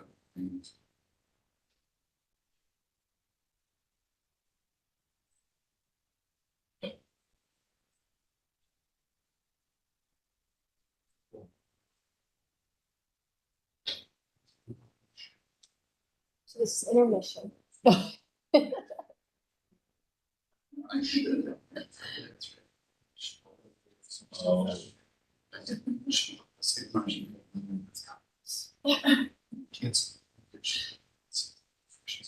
Anybody have a good joke? There you go. Well, I would say if my brother was here, who's a very talented pianist, and we had a situation like this at a concert we did, he just started the Jeopardy theme. There you go. Oh, there we go. Can everyone online see the presentation? Yes. All right. Excellent. Let us just get back to the correct slide, and then we can continue. All right. Okay, so that's kind of the, well, if you go back a couple slides, please. So that's a long view looking west. That's looking east across the street. There's not much context other than the 3-story building around it. You can proceed forward now and maybe go to the site plan. There we go. So the hatched area shows the area that will be covered. You can see that it's there's some quite odd angles there, so it's a challenge to get any kind of a roof structure on that because of the variations in the roof heights and the angles that come in. Next slide, please. This just shows the outdoor seating. So there's a nice brick patio out there. With the rain, it tends to get very mossy very fast. So they want to clean it up, get it so that it is under roof and a little more protected. That'll help them with their maintenance. And then again, provide a better outdoor seating environment for the patrons. It'll be a wooden timber post that'll go up from the top of the existing masonry piers. The capstones, the center will be cut out of them so that they'll be fit back around the posts. The iron fencing remains. And then underneath, we plan on keeping the timbers exposed as well as the tongue and groove roof decking and a metal roof on top. If you go to the next slide. That's it's got the various views. Now I will tell you that left side view looks very funny because of the nature of how you put an architectural drawing together. It kind of foreshortens everything. So it makes it look like we have a ton of posts right next to each other. But if you look at the street front elevation, that's a more appropriate view of what, you'll see along there. If you'd go to the next slide. We're putting some very minimal lighting underneath. They want to put in basically market lights to give it a little more of a, I'll call it a festive atmosphere underneath there, and a little softer light. Next slide, please. And then that's the view that we'll have from the front. The roof in this rendition ends up a little dark. It's just the way that it wants to copy for us. We want to try and get a little closer to the existing building roof. So we're working with different roofing metal manufacturers to see who can give us the closest roof. And then we'll present that to DRB staff. So you can see the existing piers, as well as the existing fencing, and then the appearance of the building when it's done. And I'm ready to answer any questions. All right, thank you for the presentation. We're gonna check the mic. Are we good? Okay. We'll move on to Design Review Committee recommendations. Thank you, Madam Chair. This project, as mentioned, was reviewed by the Historic West of Cleveland Design Review Committee. They recommended to approve as presented, final colors and materials reviewed by staff. They did discuss alternate material options, like canvas or pergola, and had a discussion about that just to have less permanence. They also discussed alternate roofing materials, with including shingle or tile, and the appropriateness of metal roofing, and the impact on the existing building elements and sign. All right, thank you. And staff on landmark staff review comments. All right, thank you, Madam Chair. Do you want me to do the history first? Oh, sure. Yes, yes, please.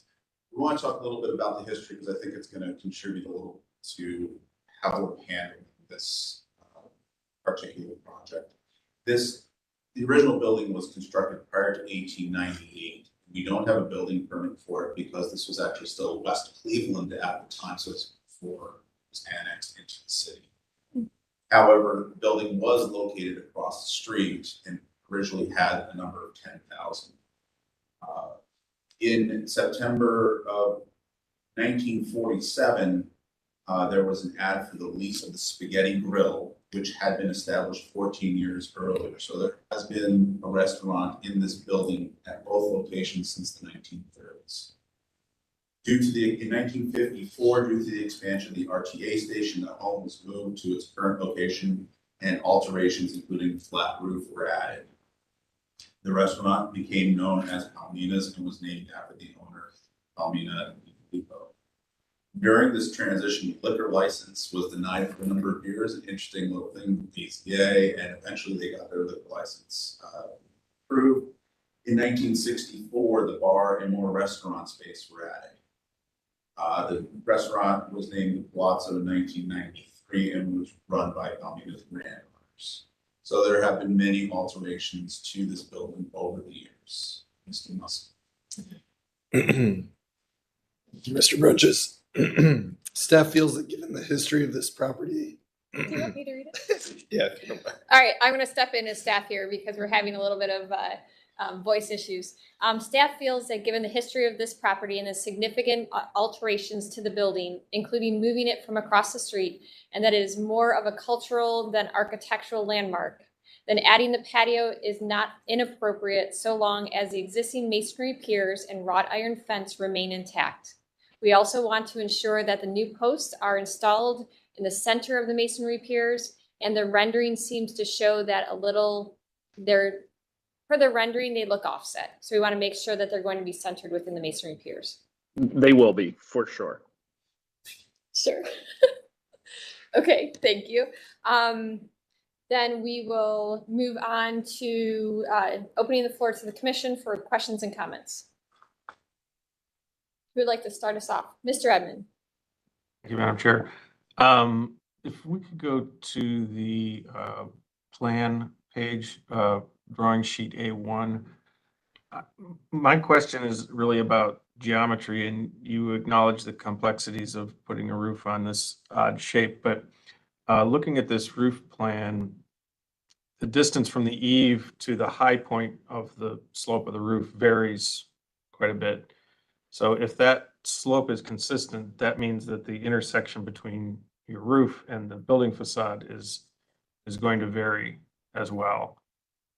Whereas in the elevations on the next sheet, it shows a horizontal intersection where it hits that. You understand my question? Oh, yeah, absolutely. We've gone through a number of different 3D models of how to handle this.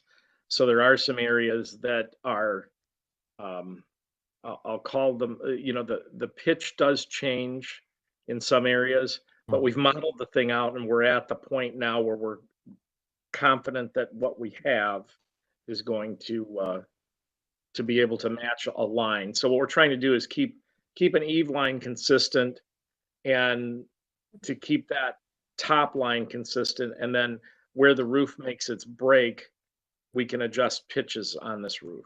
It's really a challenging roof. Yeah, for sure.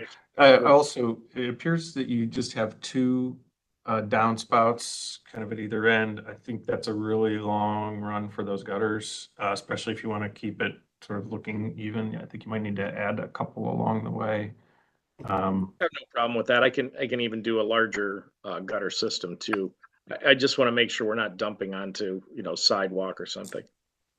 And the last thing, if we go to the rendered front elevation. And the sign will be unaffected by this. The sign stays up in that upper right. Where you're intersecting the two buildings at one, at the addition, it looks like you're sort of right below the top of the parapet, and then you're pretty close to the bottom of that window in the original building. What's your detail coming into that, and how are you flashing that? Normally you want some height there, 8 inches at least. And we honestly don't, we don't have it at that point, so it'll be, reglet and flashing, on the front of that building. We're trying to do as little impact on the original building as we can, so. So you'll reglet into a mortar joint? Correct. Okay, those are my questions. Thank you. Thank you, Mr. Edmund. Mr. Strickland. Thank you, Madam Chair. Just looking at this rendering, I think that certainly we understand the complexity of the geometry of this roof, but I think it's been very well thought out, and being able to maintain those masonry piers and the wrought iron fence certainly would have represented a challenge as well, and they've done that successfully. Yeah, the way it's rendered, it doesn't look like the posts are centered in those piers, but the architect has indicated that they will indeed be centered. So I think this will be a wonderful addition, a functional addition to this restaurant, which my wife and I enjoy going to regularly. So, and I personally do not have a problem with the metal roof, and I think it might benefit shedding of snow, given the lack of depth, tying that reglet into the masonry. So I support the metal roof as proposed. Thank you. Thank you, Mr. Strickland. Mr. Bonazzi.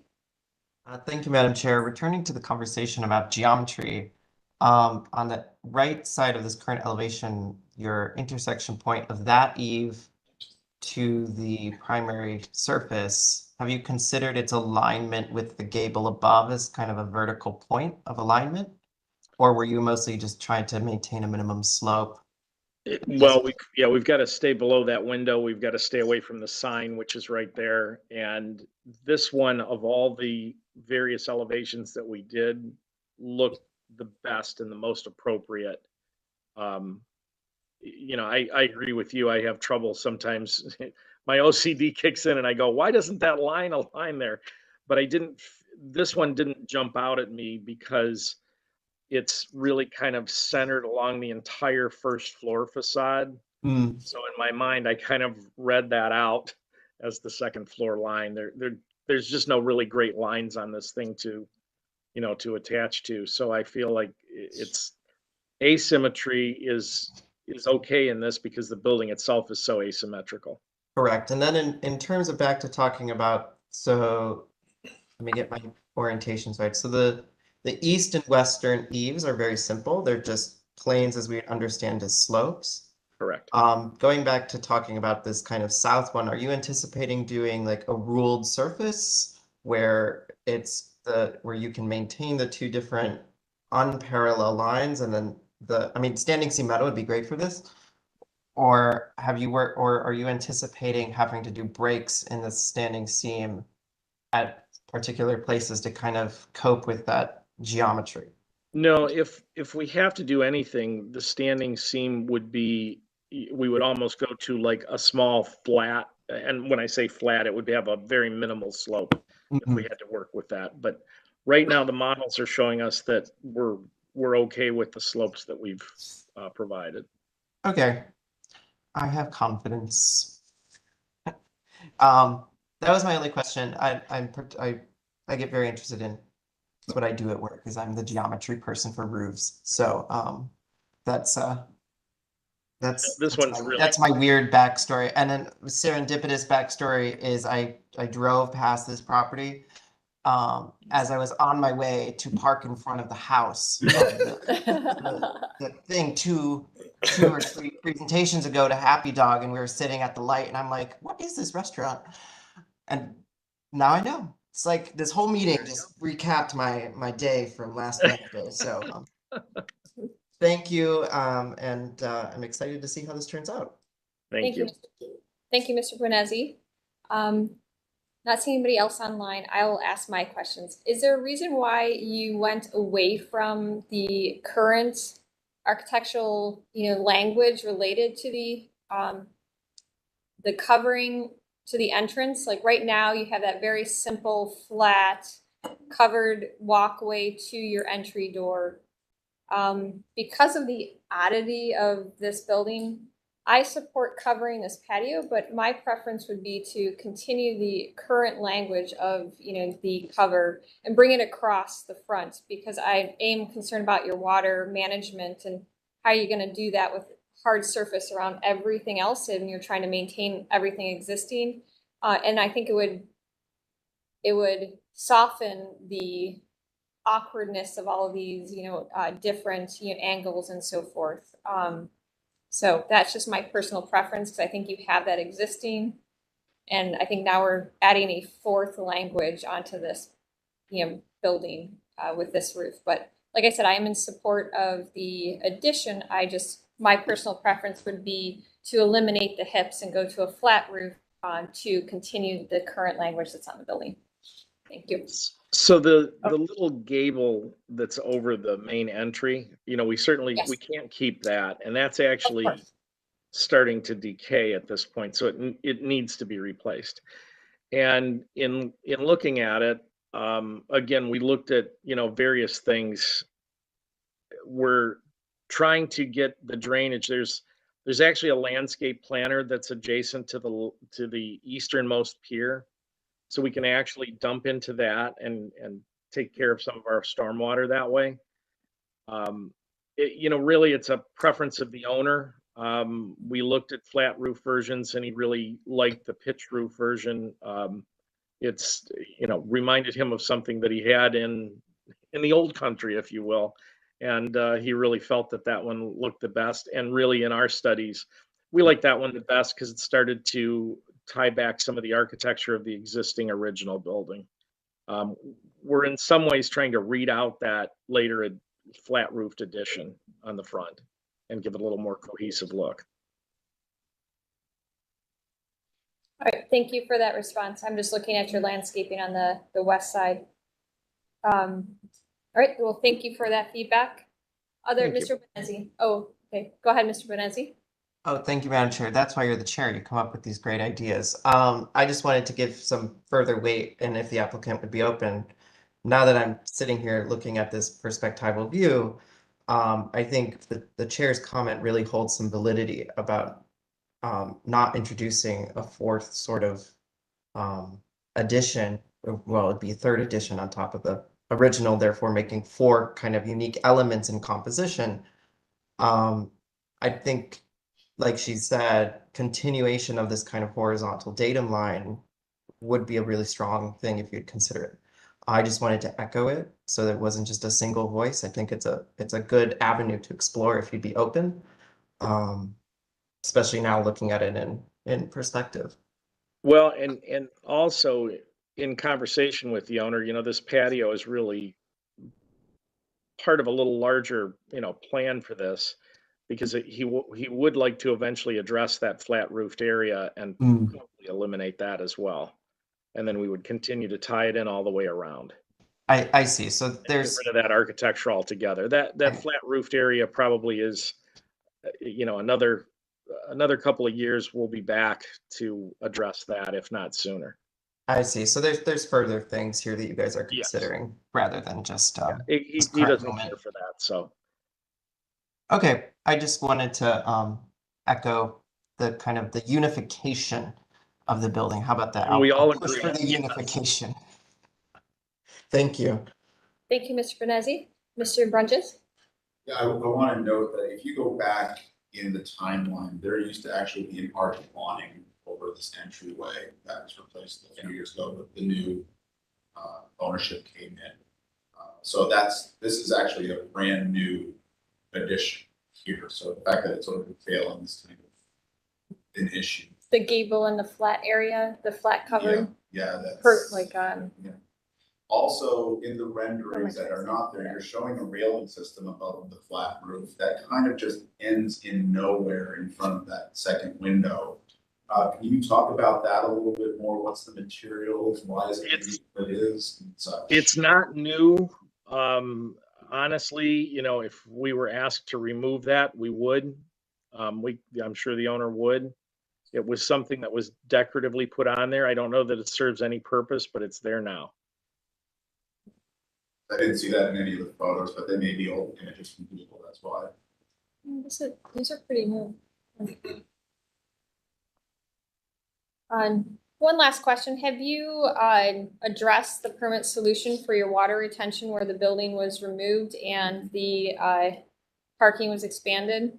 Has that orange fence been If you removed? look at where the white car is, there's actually a detention basin right behind the white vehicle there. Right. And was any permanent protection required around that, or is your landscaping your permanent protection? I believe the landscaping has provided the permanent protection on there. Okay. Okay.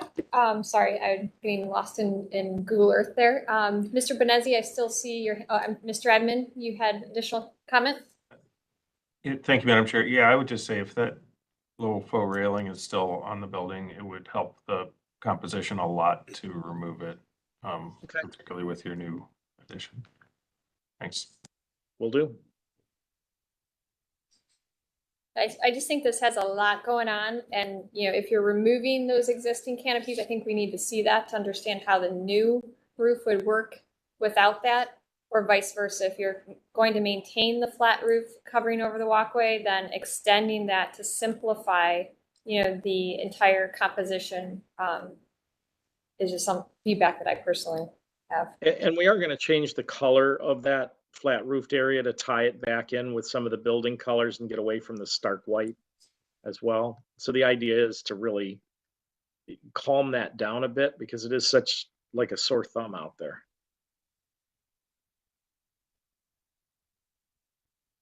Great feedback. Thank you. Other questions or comments from the commission? Would someone like to make a motion?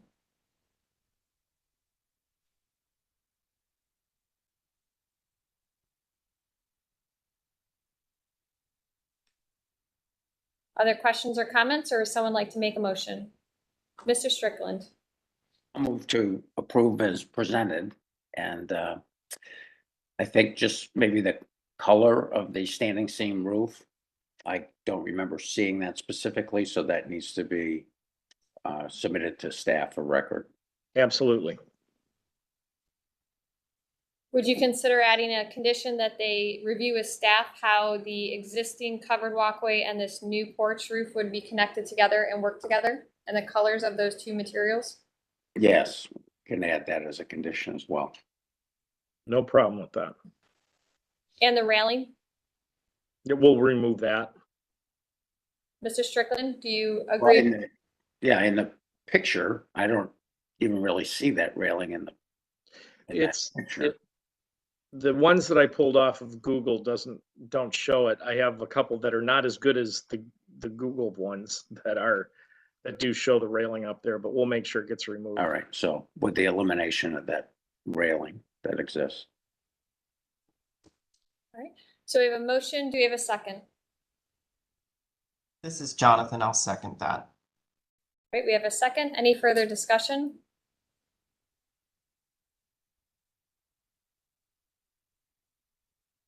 All right, not seeing any. Mr. Musson, can you call roll? I'll do my best. Ms. Anderson, Yes. Mr. Benezi, Yes. Mr. Edmond, Yes. Councilmember Gray, Yes. Mr. Sambry, Yes. Mr. Strickland, Yes. Mr. Trosik, Yes.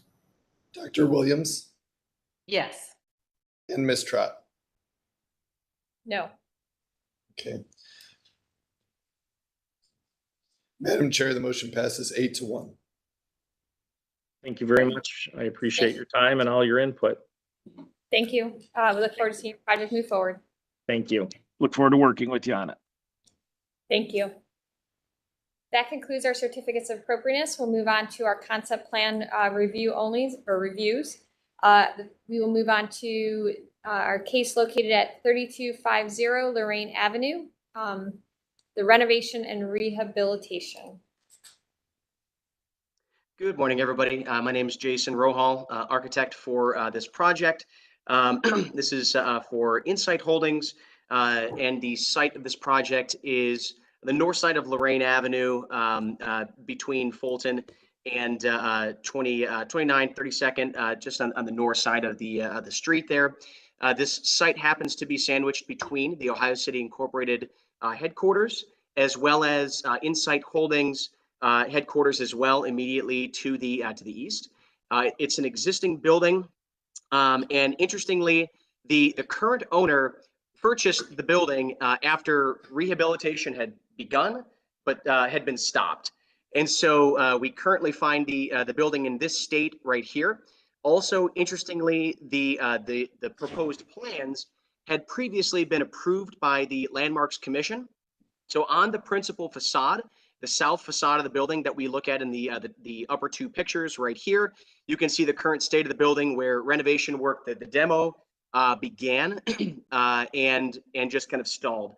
And so what we propose with this renovation is to adhere to the previously approved proposal for the southern principal facade for this building, as well as we would like to alter the rear portion of the building, the non-primary facades as well. And the type of use for this building, so it was previously, most recently, just retail on the first floor. There was a barbershop and a restaurant that was located there. Those have since closed, and most likely in its earlier days, very typical to what you would see in this corridor, retail fronting the primary facade along Lorraine, and dwellings surrounding that as well. So the building, the original masonry structure that is fronting Lorraine Avenue, is the masonry portion of the structure. It has been added onto several times in the past subsequently. So this shows the existing site plan of the building right here, and again with the surrounding buildings. There is an alleyway that is immediately to the east of the building that the same owner shares with an adjacent building. Similarly, retail on the first floor happens to be their office, as well as apartments in the remaining portion of the building. There's also a parking lot immediately to the west that services Ohio City Incorporated's headquarters. You wouldn't mind flipping to the next slide, please. So this site plan, which we'll also see in the building plans as well, show the proposed alterations. One of the additions to the rear of the building, the northernmost portion of the building, we propose to remove that and essentially add with the same footprint an outdoor patio for the tenants of the first floor unit to have there. And if you wouldn't mind advancing to the next slide, please. The basement of the structure is basically going to be unaltered. Some structural improvements are going to occur there, but if you wouldn't mind advancing to the next slide, please. The first floor of the building shown on the left in its existing state, and on the right-hand side, its proposed state right here. So we have two-bedroom apartments proposed in the building here, and again with retail remaining along the Lorraine portion of the building right here. You will see also the reflected in the elevations in the proposed plan right here. We have a residential entrance that takes you up to the second floor unit located on the far left-hand side of the plan on the west. And then we have two doors. We've got two entry doors that we propose there. That space can be devised into two separate retail spaces as it was, or kept as one. And then could you please advance to the next slide, please? Second floor, the only real alteration from an exterior perspective on the second floor is the addition of a small patio on the northeast corner of the building here, just to give the second floor tenants some access to the outdoors and some natural light there, in addition to the windows. Segueing to that conversation as well. So if you wouldn't mind advancing to the next slide. Segueing to that detail as well. So all windows on the principal facade on the southern facade of the building are proposed to be wood framed aluminum clad windows, and double hung windows are proposed throughout.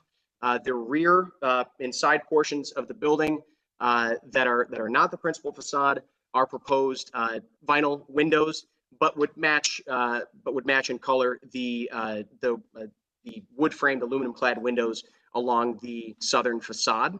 Also along the southern facade, we have an aluminum storefront system on top of a cementitious panel system. So we'd be using a hardy panel and hardy trim, and with that knee wall along the southern facade.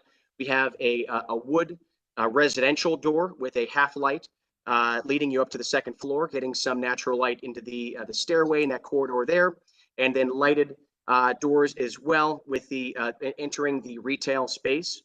Awnings are proposed as well along the southern facade, just covering those openings or the doorways into the retail and residential spaces respectively.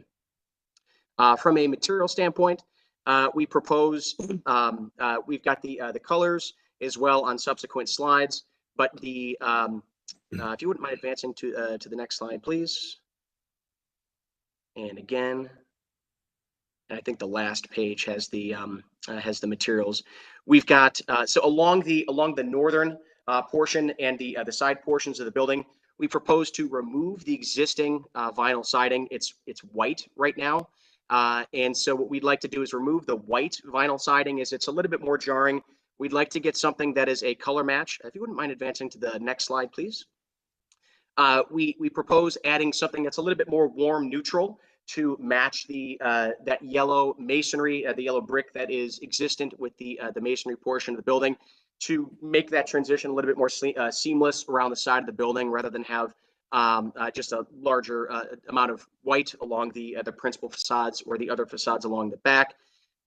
Black metal railings along that second floor patio that we proposed with a Trex or composite deck.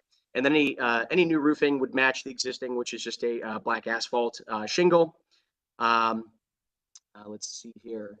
I think that is everything off the top of my head. I moved pretty quickly there, and would love questions, comments, and feedback for the proposed work. Excellent. Thank you for the presentation. We'll begin with Design Review Committee recommendations. Thank you, Chair. This project was reviewed by the Ohio City Design Review Committee on July 6th for concept. Comments from the committee included a preference for no vinyl windows or vinyl siding on the rear of the building, and requested more information for the storefront system and the touch point on the. Great, thank you. Landmark staff review comments. Thank you, Madam Chair. Storefront renovation is based upon the approval of the Landmarks Commission on January 20th, 2021, and following the Secretary of Standards Rehabilitation. Here is a picture of what the storefront looked like in 2019 when we were actually looking at this. So that was so it's already a marked improvement. And what we are showing you here is what was approved in 2021 and what is being proposed here. The applicant has worked in previous landmarks comments. We felt that the awning above the storefront should be a little bit lower in line with the top of the doors. Doors need to be a little bit more substantial for the storefronts. The vinyl siding is replacing existing, and it's not readily viewable, and I think the color change would actually make it less viewable as well. They're proposing composite windows on the sides, not necessarily vinyl, but since that's all on the side, very, very low visibility, we have a little bit more play on that. So with what they're proposing, staff is comfortable. Okay, thank you. We'll now open up the floor to the commission for questions and comments.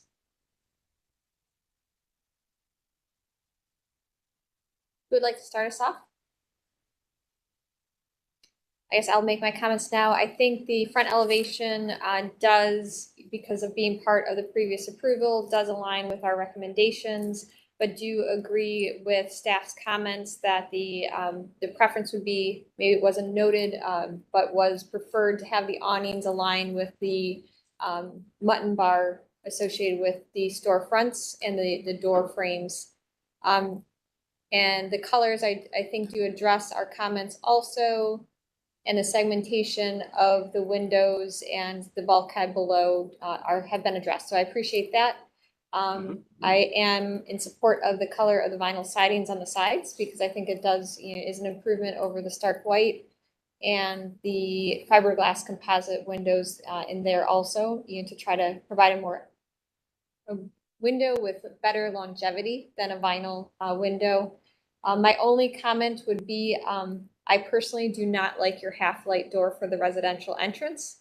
I would recommend that to be a full light so that it is aligns with the profiles of the two aluminum storefronts into the storefronts. Assuming you were doing aluminum storefront doors into those two storefronts, is that correct? That's correct, yes. Okay. At least the profiles would be the same. I don't mind the color change to designate as something different, but I think the half light seems awkward to me personally. Gotcha. Madam Chair, I think I can answer that. We were talking about that a little bit, and I think we directed him to go to a half light to make it a differentiation from residential versus storefront, and that's where that thought process came in. Okay. I respect that. My personal preference would be do it via color and material, since I'm assuming you would do a fiberglass composite door potentially there to match, or what material you were proposing there for that half light door. I think the color could help designate that versus having to change the style and the color. I appreciate that feedback. And I don't understand, I'm sorry, the design review comments about the vinyl on the back, on the north elevation, why they objected to that. I'm sorry, I don't have context for that one. I think there's a strong preference from at least one member of that committee that no vinyl at all would be appropriate in the storage restrictions. And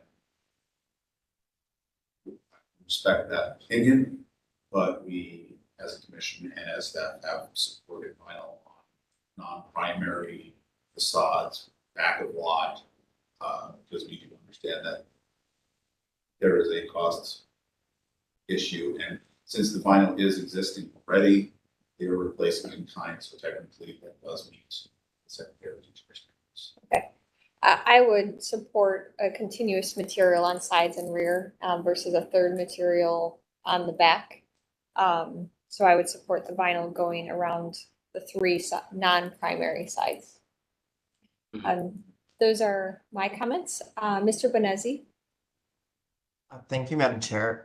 Could we go, well, I don't know what slide it was on. Well, we'll start, can you go to the last, the colored elevation? That shows the previously, yeah, yes, this. I echo pretty much all of the chair's comments, but I wanted to use this as a visual illustration of that point, which is that here in the original one where color was kind of used to hide everything, and it gave emphasis back to the storefront and the historic facade, which I don't think is, to the point of this is still a moment of entry, but you could differentiate it, and I'm looking at your red, which is currently broken by a horizontal beige band, and that if that became like a slot of red per se, then it gives a nice vertical delineation of like this is a thing, and then the storefront and so forth.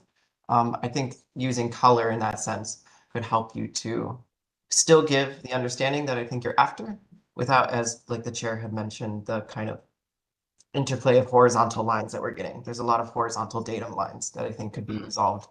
The next question I have is, you might not, I'm looking through, I have your presentation open. It is the second page in, Carl, for this presentation.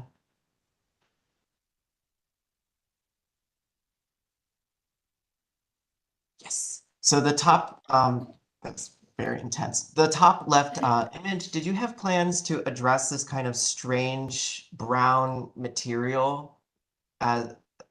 Or can you speak to what that strange brown material is? Sure thing. Yeah. So we actually myself and the contractor were just speaking about this on site recently, and so what I believe this to be is I believe that there was a small light well that was carved into the side of the building on the second floor, and I don't know this for sure, but likely there was another building that was close to it before the more suburban style insurance building that sits where Ohio City Incorporated's headquarters currently occupy that space.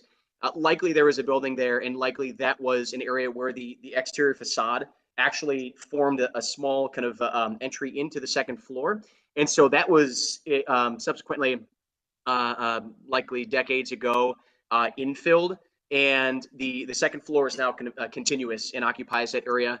And so what we would propose there likely is to at least mimic materiality from the primary facade, as we're going to have, it's kind of like a large area surrounding that window. So perhaps we would propose a hardy cementitious panel there, trim that out in a more similar fashion to the sill, what we're doing on the south facade, the principal facade there, and treat that from a color and material standpoint similarly.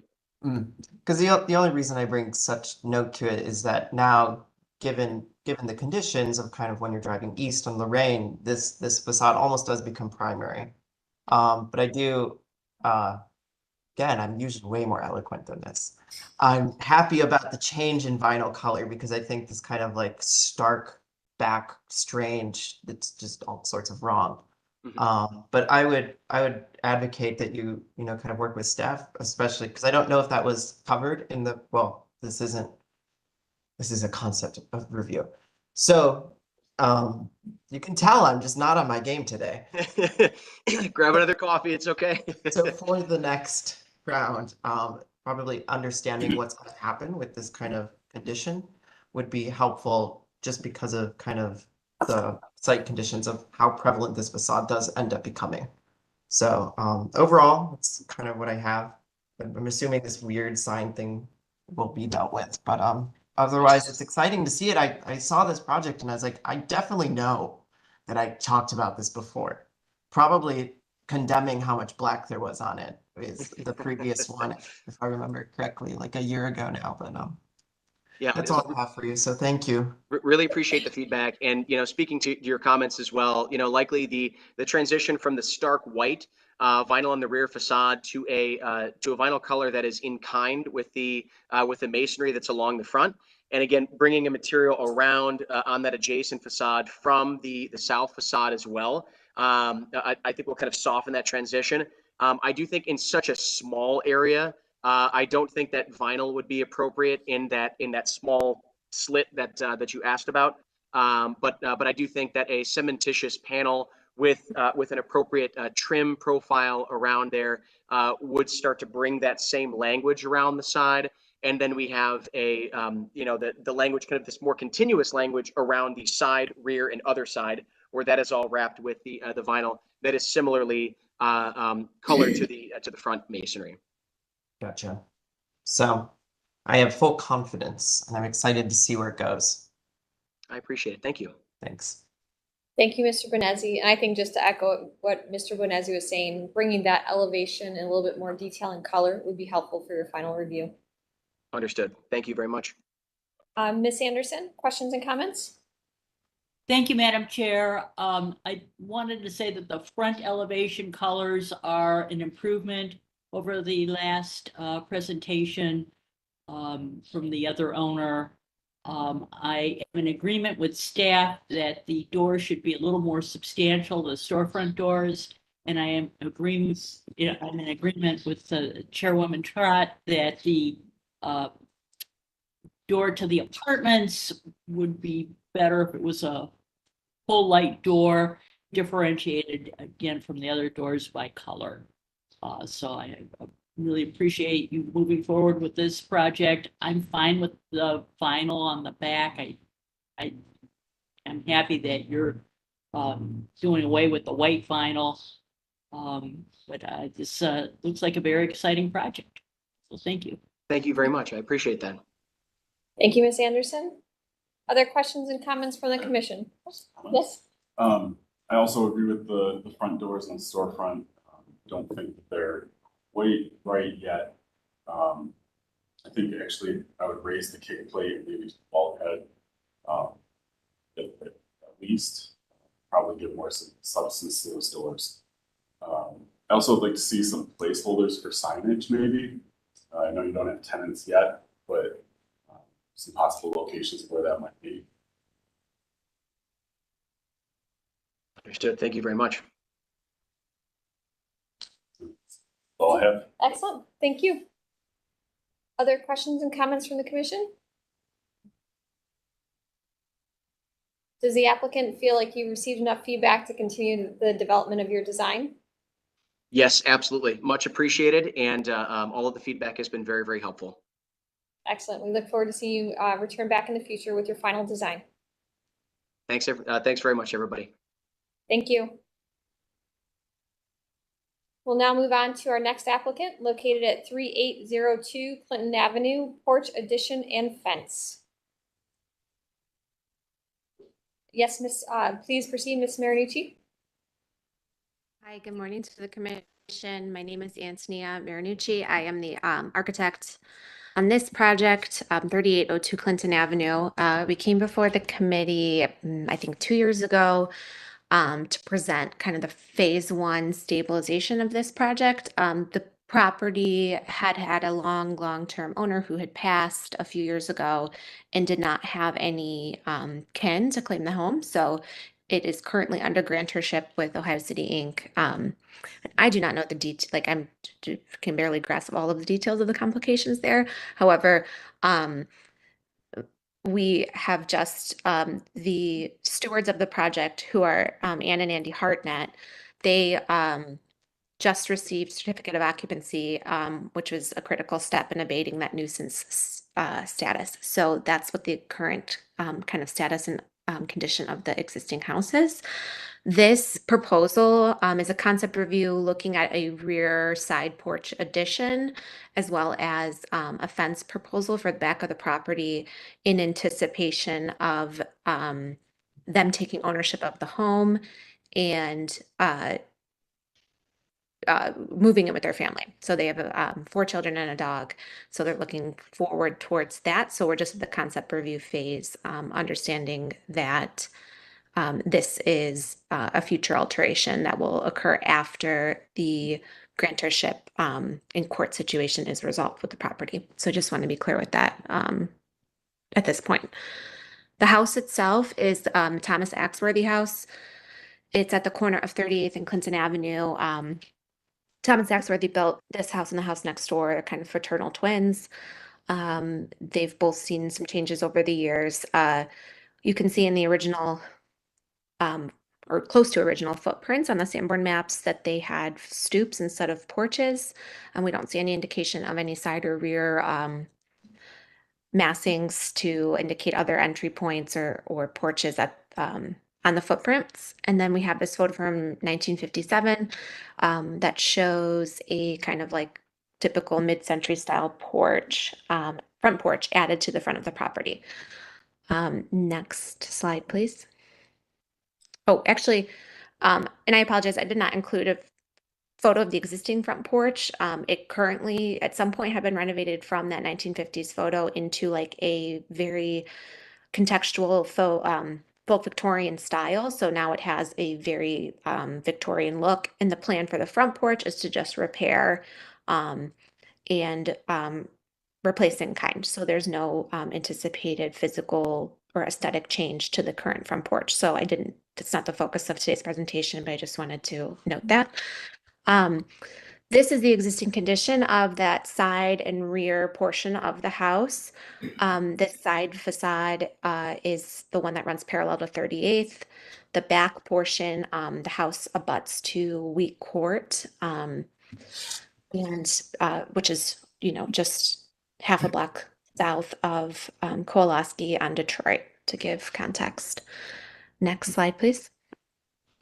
Looking at the site plan, what we're proposing, you can see the footprint of the porch itself. It is an 8-foot deep porch that sort of just wraps around the edge of that rear corner to encompass the rear door that's existing. And then the fence we're proposing is a 6-foot aluminum fence. There's a little bit of a question mark. I had thought that the Wheat Court did count as a street intersection, and therefore the portion of the fence above 2.5 feet would need to be at least 75% open.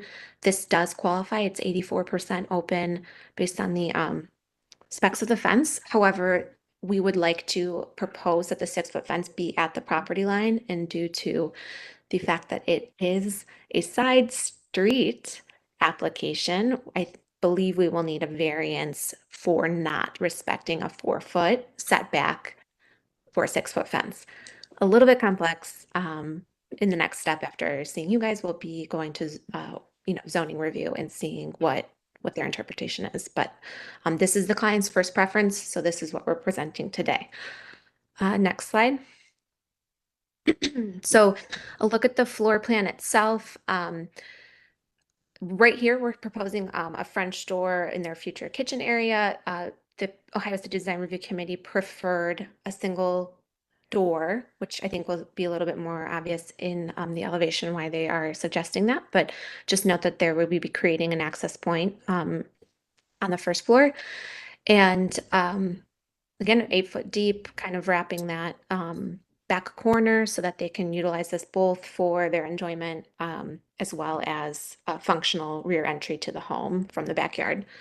The roof lines of the house itself are pretty complex. We have like pretty much a hip configuration, but a lot of jogs and gables coming off of that hip. So we had to work hard to figure out what the appropriate roof configuration would be for that. And it's following a very similar language to that front porch, which is kind of like a hip with a small gable pediment over that rear door. Next slide. I have closer up views of the primary facade pieces. I just wanted to show what was existing when kind of what we were previously approved and then what's proposed on top of each other.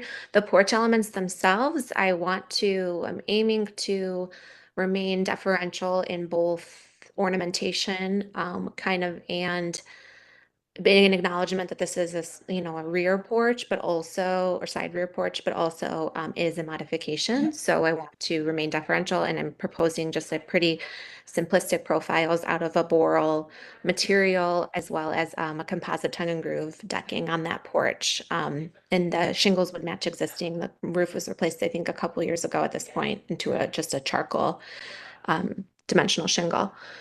Next slide. And that's looking at that rear facade and sort of how we are wrapping and adding like a little pediment moment to kind of hail to the front facade porch, as well as just delineate that entry and try to bring a little balance to the entire composition. Next slide. Here's a closer look at that east elevation, again, parallel to 38th, and that north elevation that opens up to kind of like their backyard space. Next. Oh, and that's, I'm sorry, can you go back one more? You can see that those French doors, what we were proposing right now, that location is a window similar to the one right next to it in that future kitchen space. So the proposal here is showing the French doors in alignment with the current window, which also aligns with the window above. We are, I think, amenable to a single door there. That would be in the same configuration as the existing window, if this committee feels strongly. Next slide. And then this is looking at kind of how that 6-foot proposed fence would interact with the porch lines itself. The porch has a pretty high, we got a pretty high elevation. It's about 48 inches. And so the 6-foot fence line actually kind of terminates very similarly to the rail if we put the rail at a 2-foot 8-inch height, which is what I would like to propose to keep more consistent with the historic nature of the house. And then there would be a side gate off of that 38th and 38th facade, as well as we're proposing like a hatch. You can kind of see like the hatching access panels underneath the porch. We had done this on a similar project on Maple Court for trash receptacle storage, and that was really well received by the owners there. So we kind of want to repeat that element here to utilize that space. The local committee was sticky on the 6-foot fence. So having a 6-foot fence kind of at the parcel line. The reason kind of behind why the 6-foot fence is the first preferred option is just for like security of the property. Again, they have 4 children and a dog, and it's a very open and exposed property at the moment, and has been, and does abut back to back with Kolaski. And they use the lot right behind the house. It's not currently built upon, but they use it kind of informally as parking for, I think, their employees. So it's often a lot of traffic between the cars and the trucks of that business. So they just were hoping to have a little bit more security for their family moving forward. Okay, I think that's it. Yeah. So I'd love your feedback. Excellent. Thank you for the presentation. We'll move on to Design Review Committee recommendations. Thank you, Madam Chair. This is reviewed by the Ohio City Design Review Committee on July 6th. This concept review, so no action was taken. Comments were preference for no French doors. Questions on variances needed in future landscaping and or garage construction. We also had a slight discussion on the existing fence that used to be there, which was wrought iron, but I believe that that was stolen. That can be. Ms. Mariucci, do you have feedback there? On the Was the fence? The fence, and if it's helpful for a final approval, I can provide more photos of that. The majority of, there's, I think, 2 panels that still exist. It was very derelict, the existing wrought iron fence. I don't believe, at least not in its current state, was existing, but it is, I mean, like a traditional kind of wrought iron, the low wrought iron fence that we see in a lot of Victorians in the neighborhood. It was several of the panels that had been removed during the construction process were bundled and stored in the rear of the property, and they were stolen. There are 2 panels that are still, I would say, installed in place. I would say that's a really loose description. They are, like, I think, zip tied to an old chain link post. So it's not, yeah, there was questions about that. They filed a police report. I'm not sure. There was a suggestion to file an insurance claim, and I don't know what the status of that might be with the Hartnetts, but that is what happened with the old fence. Excellent. Thank you. Landmark staff review comments? Madam Chair, As noted, there are some questions on the variance needed for the fence, because it is on a side corner lot. And 4 foot might be more appropriate for the corner just because it is so highly visible. The home has been undergoing amazing restoration, so we're very excited to see it move forward. And the project was reviewed and approved in June of 2022. And at that point, it was mentioned in that presentation that there was a possible future phase to change the east facade of the home, which is what we're looking at right now.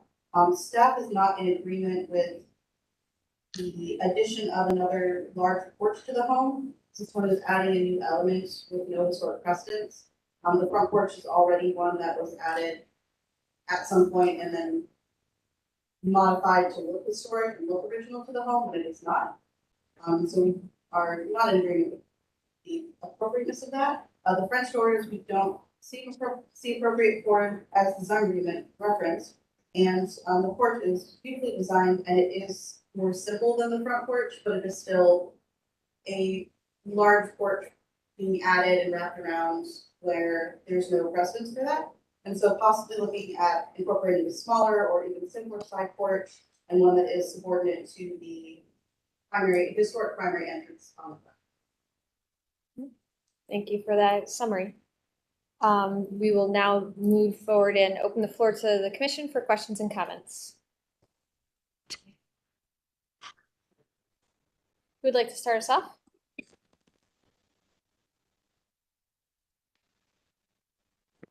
Ms. Strickland. Thank you, Madam Chair. I think that many of the commission members know that I'm very familiar with this house because I'm the one that renovated the house next door at 3806 Clinton. So this house used to have a side entrance. I think it was shown in one of the previous slides. And so the new proposed, yeah, there it is right there. So that east elevation showing as previously approved, that's the location of what was the original side door to the house. I don't believe that there was a rear door ever. John Clement, who owned this home, used to use this side door and it just had a small stoop outside the door.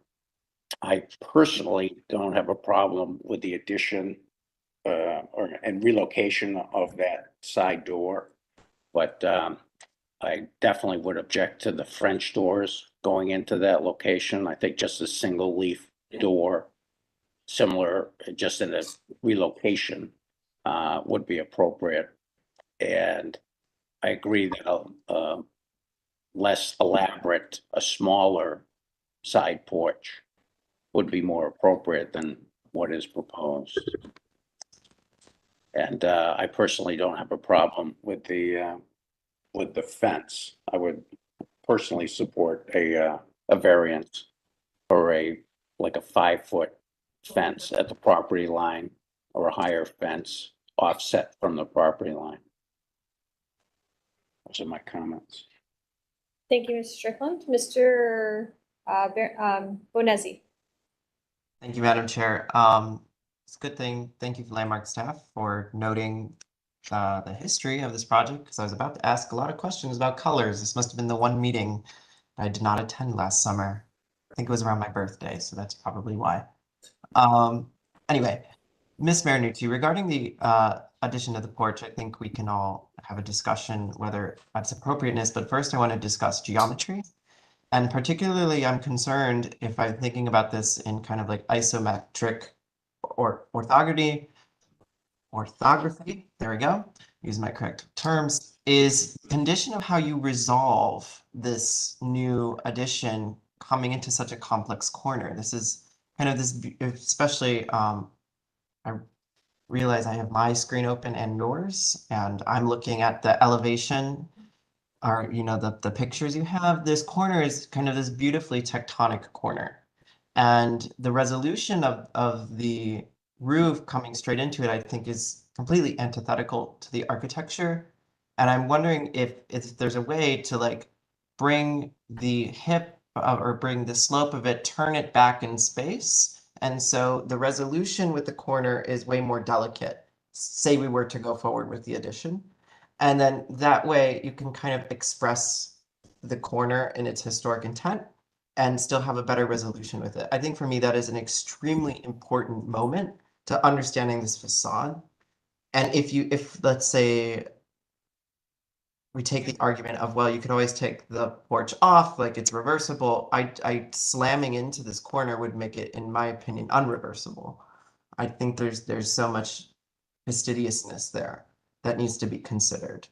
Particularly in reference to the fence, to the point number 2, there is a very satisfying alignment of a 6-foot fence that happens to be with the top of the handrail. And so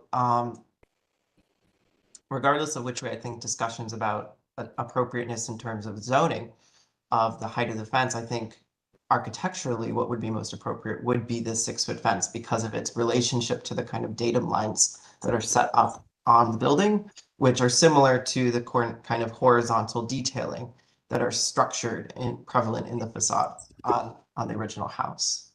Outside of that, as always, you know, every time you come, it's a very clean, sensible presentation, which makes this very easy to kind of critique and get into the fine tuning of things. I would agree with the French doors. I mean, I love French doors. My mother is French, so I'm always partial.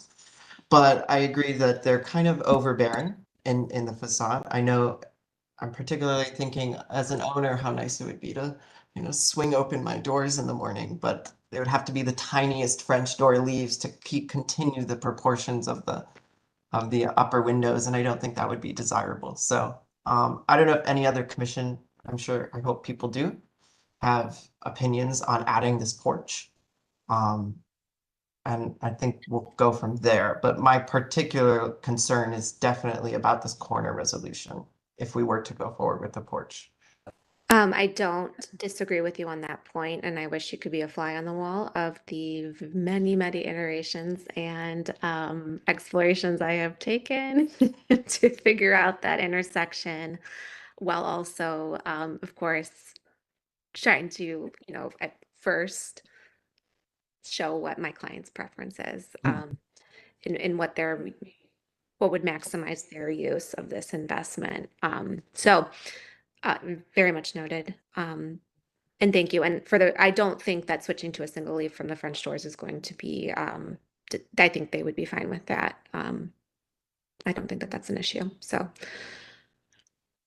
Gotcha. And so I don't need to keep pontificating. I don't know if anyone else has any opinions on the porch. I think it's a robust discussion to have.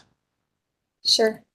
I think I echo much of what Mr. Bonezzi said in reviewing that how those two things come together are the biggest thing that I grapple with. I know Landmark's opinion of if it's appropriate or not. I'm torn there because this house, you know, it is not appropriate and this elevation is so visible, but understands the desire to try to extend the use of the house to the exterior and really use those two spaces contiguously versus separated like they do now. If this would move forward, similar to what Mr. Bonezzi said, I also feel that it's unresolved on the south side, how it connects to the bump out of the main house. That bump out is such a distinguishable element of the house. I do not think those things should connect. I think there should be separation and the porch should be pulled north if it would move forward. And then the single door versus the French doors to really allow the prominence of, you know, that bump out of the main house to really, you know, stand proud as it does right now, and minimize, you know, separate the two languages that you're introducing here. I do support the 6-foot fence, also as Mr. Bonezzi said, because I do think it does create a nice datum line for the overall language of the house. Its exact location, I'm a little bit torn on understanding where it would be appropriate versus variance versus no variance. You're proposing on the property line to not pursue a variance. What would the distance from the property line be required? Do you know that, Carl? I think it's supposed to be 6 feet. The height of the fence is supposed to be the distance. It's for a side street application, it's 4 feet. If it were a side yard application, it would be the height of the fence, but at least my interpretation, I feel like, that's, it's a little bit complex because we have both the alley intersection and the side yard, so there's two different sets of criteria to my interpretation to qualify. So my understanding is that if we stayed at the fence line, we could do a 4-foot fence without variance, or we could pull it back 4 feet and have a 6-foot fence without a variance. Got it. So we're straddling those Sure. and going for again what they kind of prefer first. Sure. I guess my preference would be to the 6-foot fence for obviously the security of, this investment that they're making in their family. And also to give that a little bit of a buffer between that public sidewalk, and, the private area of the 4 feet. It could provide some nice landscape area to also provide a little bit of more buffering for the, backyard area. But this one I am torn on if it's appropriate or not, but if it would move forward, those would be my comments. Thank you. And again, wish you guys, if it were appropriate to, come in here and show you 12 different iterations of this. But I can probably check in with staff on some of the other options that we have already worked through and see, because again, I completely understand that feedback about the intersection with the gable and the bump out. So, well, hopefully our feedback will help strengthen your other options or the review of your alternate options with leadership. Yes, I think so. Excellent. Other questions or comments? I have some comments. I would also like to see if you're taking out the door below the dormer, putting an opening back in, a window opening. I think that would keep the pattern that's already established on the side of the building. I agree with the French doors, turning back to a single door. And then I agree with what Madam Chair said, pulling the porch away from the bump out a little bit, maybe starting it between the window and the door. I fully agree with your 6-foot fence. I like the aesthetics of it continuing onto the porch. Thanks. And I'm sorry, what was your name? Mike Sandberg. Oh. He is new to the commission. Okay, I just was checking. I didn't have your name. Okay, great. Thank you. Other questions or comments from the commission? Not Mr. Bonezzi, thank you. Just wanted to make sure there's no other comments. Not seeing any additional comments. Does the applicant feel like you received enough feedback to continue the development of your design? Yes, thank you so much. All right, well, thank you. We look forward to seeing you come back in the future. Thank you. Bye. Thank you. We'll now move on to our last applicant located at 1500 Franklin Boulevard, New Market Building Construction. And we have a in-person applicant. Welcome. Patiently. Yes, waiting patiently. Oh, okay. Hello. Nice to see you. Nice to see you also. So I'm Maggie Young from Young Design Studio. I'm the architect for the project. The executive director of the privacy fund. He's going to give a bit of an intro to kind of the project and the mission, and then I'll take over. Sounds good. Thanks. Good to be here with you all. So my name is Patrick. I'm the executive director of Refugee Response. We are a local 501c3 that operates the Ohio City Farm. We've been operational for 13 years. We've been running the farm for the past 13 years. Our programs now reach about 750 individuals per year from over 20 different countries, all coming into the greater Cleveland, Cuyahoga County area. Our offices are based on West 47th in the Ohio City neighborhood on the Urban Community School campus in a new construction we had there. We're here to talk about the Ohio City Farm, which is a 6-acre urban farm right in the near west side next to the West Side Market. It is the nation's largest, longest lasting, and most productive urban farm in the US, if not in the continent. It is a very well-known urban farm across the urban farming landscape in America. We receive support and visits from the USDA regularly. And it's a real highlight of our work and what we do. So it's one of the projects we started with. This operates as a self-sustaining social enterprise, meaning that we are able to pay folks and run the program based on what we sell. I'm very happy to say this year we hit a $15.50 starting wage with an $18.50 average wage for our farm workers, which is a much above the average entry-level farm work in Northeast Ohio. This runs because we have 350 CSA members, a majority of which live in with a 1 mile area of the Ohio City farm. And for the first time, we introduced a tiered pricing option that allowed entry levels at different points, making it even more economically accessible for families that live in the area. We also donate this year $36,000 worth of fresh produce to the Metro Health's Food as Medicine Clinic. That goes out to a lot of families facing food insecurity with chronic health issues. We have a 10-year lease with CMHA starting this year for the first time. This has given our organization, our board of directors, and several of our funders a good degree of confidence to move forward with a long-term vision we've had for putting an international farmers market on this property that would have vendor stands, would also be a CSA pack and wash station, would be heated, would allow us for the first time to grow and then wash and pack produce throughout the season. Right now, we are completely limited on what we can do in wintertime. We have to furlough our farm team for a period of 6 weeks right now. We'd rather keep people on full time. But you know, if you're outside in February, good luck putting your hands in water and washing arugula. It's not the greatest place to be. So this is a dream we've had for years, and I think this is what's going to take the farm into the next 25 years. It would have classroom space for the hundreds of tours and thousands of children we see each year on the farm, would allow us really to lean into that world while also having a dedicated space for our farm team for the first time ever to have interior restrooms, a change station, a shower, and lockers, which we've never had. So that's kind of with that. I'll hand it over. Happy to talk any more questions. Oh, the last thing I'd say is what we're presenting is a phased approach. So we will be building this out as we secure funding throughout this process. Yes, great, thank you.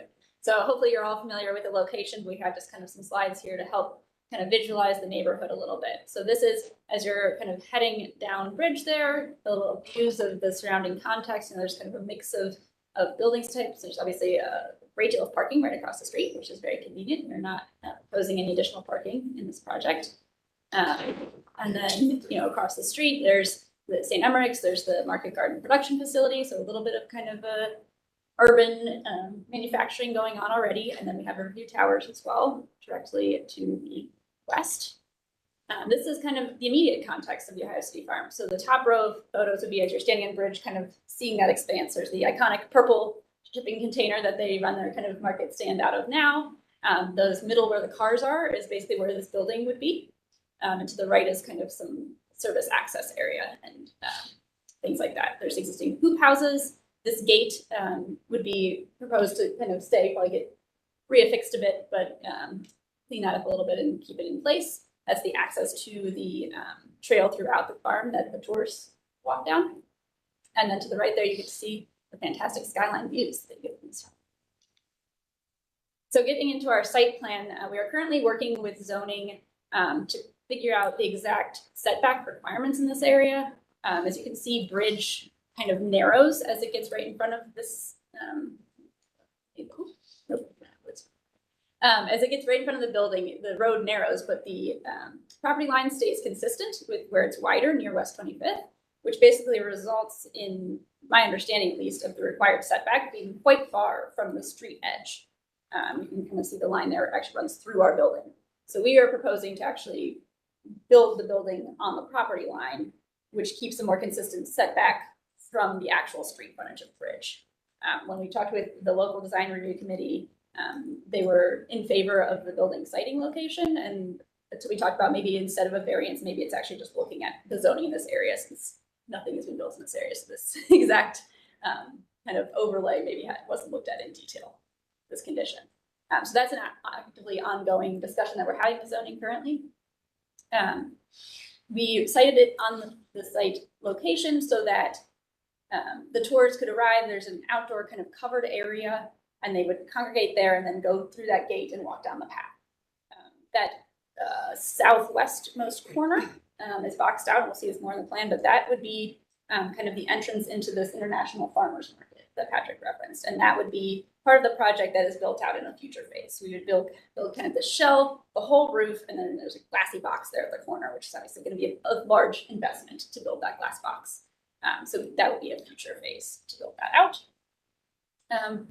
We are looking at removing a couple trees from the site just based on where the building siting is, but obviously with the mission of the project, it would be re-landscaped quite beautifully in the future. And as I mentioned, no proposed additional parking this time. So here's the actual building floor plan. As I mentioned, there's that kind of dashed in area at the southwest corner. We would just kind of do that in the future and maintain a temporary wall, proposing a colorful mural in renderings as a temporary solution in that area. And it will also still be quite usable for them as it is covered outdoor space. In the middle there is kind of the pass-through where you have the CSA pickup that connects directly to Produce Walk, which connects directly to the produce coming in from the farm with a big overhead door. So keeping all that functionality really front and center. And then to the right of the plan there is the more back of house spaces. So the break room, the office, the restrooms, and a planned future commercial kitchen so they could produce more value-added products. So we get into the elevations here. This is intended to be a timber pole barn structure. So really kind of celebrating those roof trusses in the design of the space. That would be both an economical model to build the project and also kind of, I think, reference both the agricultural nature of the project while also kind of trying to keep in sympathy with kind of the historic context of the site as well. We're proposing a very simple kind of single slope roof on the majority of the building that would allow them to pretty easily integrate some rainwater collection in the future across that back. There was some discussion in the design review committee about potential for solar collection because this roof really slopes the opposite direction of what would be ideal for that. Our reasoning was to really, emphasize welcoming the public, and that was the most important part. And as Patrick mentioned, water is their biggest struggle on site, not necessarily electrical usage. So that's the approach we've taken. Again, this shows that big glass box. So this would be as if the building would look in its fully face. This is kind of the end elevation and the rear elevation. We have some nice windows integrated so that from that International Farmers Market, you could see out into the fields as well. So maintaining that connection and obviously through the break room and whatnot as well. And then we have some kind of conceptual renderings here. We will be continuing to develop these and add more context into them as we come back, just to kind of give you a flavor of what we're looking at here. You can see that colorful rendering or that colorful mural further back into the building. That would be where that temporary wall would be. So that wall would come all the way down. And it's really the whole corner would be open exposed space at this first phase. Street on view. We are proposing like a cable rail fence along that covered area just for security purposes. I think that is the end of our presentation. All right. Thank you for the presentation. Thank you. Feedback from the local design review committee. Madam Chair, this project was reviewed by the Ohio City Design Review Committee on July 6th. They discussed venting and EBOS, especially the large glass feature project, and the metal siding, the heat and sunlight on that. They also discussed incorporating sustainability measures, which I mentioned would be slope of the roof physically helpful for solar, but also water drainage and other sustainability. Overall, they were in support of the. Excellent, thank you. And landmark staff review comments? Yes, thank you, Madam Chair. Staff would like to note that some variances will likely be needed for this project. Would you like me to continue? If you don't mind. It's funny, I can read it over his shoulder. But we can sort that out and the project moves forward. There's not really any historical context left for this building, so it will be surrounded by the Ohio City Farm and then some more auxiliary, more industrial type buildings across Bridge Avenue. Staff feels that this concept is not inappropriate given the lack of historic context left in this area of the district. And I'd like to add that I really like the design. It's very open and welcoming, and I will make a great addition to the farm. Of course. We'll open up the floor to the commission for questions and comments. Oh, here we go. Mr. Winnezi. Thank you, Madam Chair. I feel like we're reversed now. It's like, I feel bad about not coming there this morning. I woke up late. It's like 9:02 signing on to the meeting. I was like, oh God. Anyway, if you would give me the moment, I would like to commend both the architect for the design, which I'll get into, but first the appropriateness of this program. And it's for the particular reason that the urban farm in Ohio City is, unless you're a foodie, which I am, I love every restaurant. I try to talk to every chef that I go to at every restaurant, and I've slowly learned about all of the amazing resources that Northeastern Ohio provides to the culinary world, and also just to food production in general, about what a resource this urban farm is. And the unknowing, or no, that's the wrong verbiage for that. How many people don't know that this exists? And even more ironically is that it's in an area that almost every person, not only those directly associated with Cleveland, like Clevelanders that live here, but the suburbanites that go around, everyone knows about the West Side Market. And half the people I bring this up to don't know about this farm. And I think this is a fantastic moment when we talk about appropriateness of a community, not just a historic, but like what it means to be a community in an urban area with density and accessibility to things, that to bring a visible change to people's perception and knowledge about something that is in the community through architecture. I think this is a case study in exactly what simple, brilliant buildings can do for a community. And that leads me into the architecture in that it is a simple, economical way in a very modern, and luckily you don't have a historic context to really deal with on this corner because there's a parking lot and a beer distributor across the street. So you had a really great fresh slate going for you here. But bringing this to the edge, welcoming people in with the angle of the roof, which already naturally gets you into a cheaper, like we can now do a standing seam roof instead of flat. Okay, save money there. It's everything I love about architecture that is simply beautifully done and well considered, that accomplishes so many things. And I can't speak more to how much I love this project for all of the things that it means for Cleveland. And the fact that you've even layered in this ability for it to be expandable so that you can get this type of understanding both for the client and their needs, for what they need, but also that, you can expand it in the future. I think it's just really well done. I am a great proponent of wood and natural materials, but I understand your limitations. But even the palette, to me, it lets the architecture stand as this kind of not overly done thing that invites people in to see the beautiful nature beyond. If you can't tell, I'm very passionate about this. I fell in love with it when I was reviewing it. And I think it's one of those moments, being on the commission, that just makes me very happy that I get to be a part of seeing projects like this. So I just wanted to extend my thank you for everything about it. I really have no critiques of the architecture. It's a beautiful black and white wood minimalist box. Well, that's not a box. Maybe. Again, my eloquence is gone today. I don't know what is wrong. I remember last week with Horton Harper's architect, I was giving this great analogy to sensibility of OMA or something. I don't know. But I hope you work out the zoning, because this really needs to be on the street.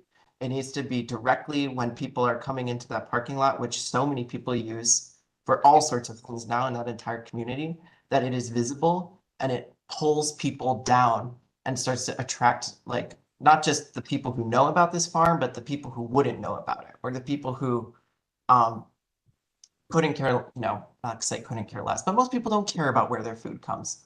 This is getting very passionate for me. I really love food, and I hate so much about food production in the United States as it is right now, and the fact that people don't understand just how valuable of a resource food is. And I'm gonna stop because I could keep going. I'm just gonna stop. So thank you.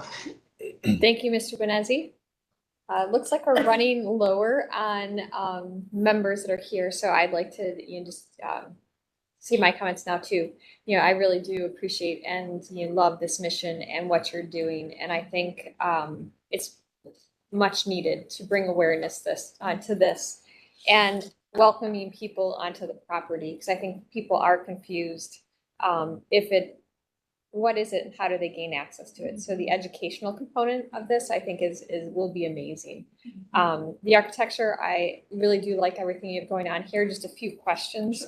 Well, I shouldn't say that. My only comment or criticism is the siting of the building on the site. I do understand why you've placed it there. I guess in the ideal world, I would love to, if there was a little bit more visibility from the West Side Market parking lot, because I think that is the one thing that you have with your current stand, is that people come out from exiting the parking lot either way and they're like, oh, what is that? And it's are a little bit more visible to people.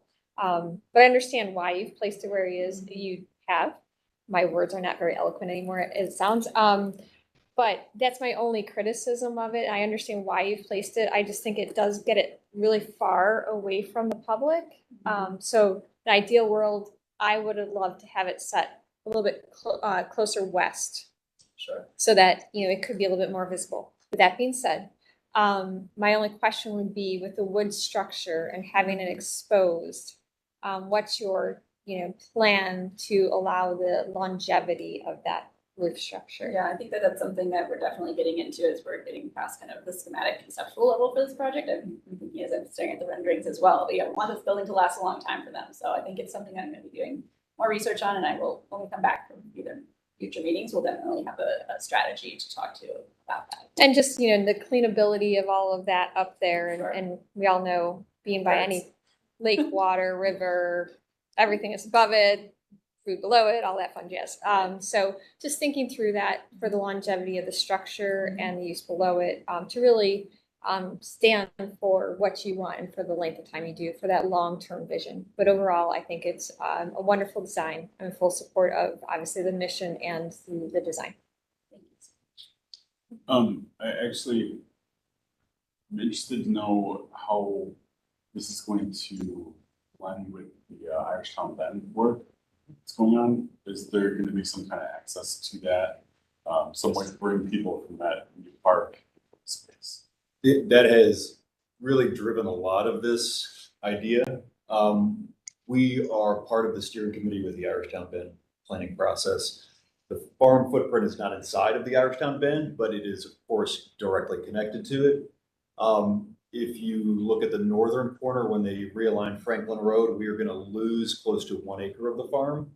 So this model is looking at how can we keep on the property we're on, how can we diversify the incomes that we have on the farm, and how can we create new jobs, with the idea that that walkway down Bridge Avenue at the end of the way is going to turn conceptually into a ramp that goes down into the Irishtown Bend Metro Park.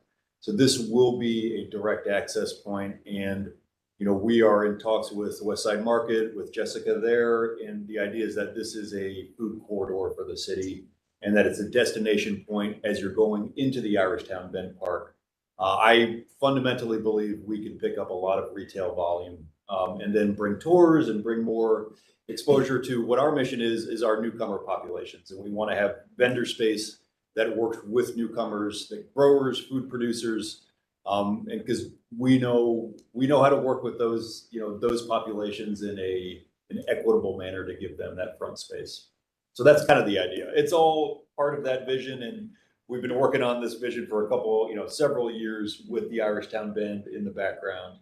And I think just amplifying that destination location is our model. Other questions or comments? Keep that in mind too. I mean, I foresee people parking at the Westside Market parking and then going down that ramp. So Mhm. you're gonna increase the foot traffic to the concern of it maybe not being in such a visible area. That will hopefully help increase foot traffic right past it too. Great. The only thing obviously, there's so many opportunities, is maybe continuing down some of the artful fencing that currently is there with your gate and continuing it down to make at least that visible, to really allow people to continue their vista to your new facility. Might be a great option, to bring more awareness.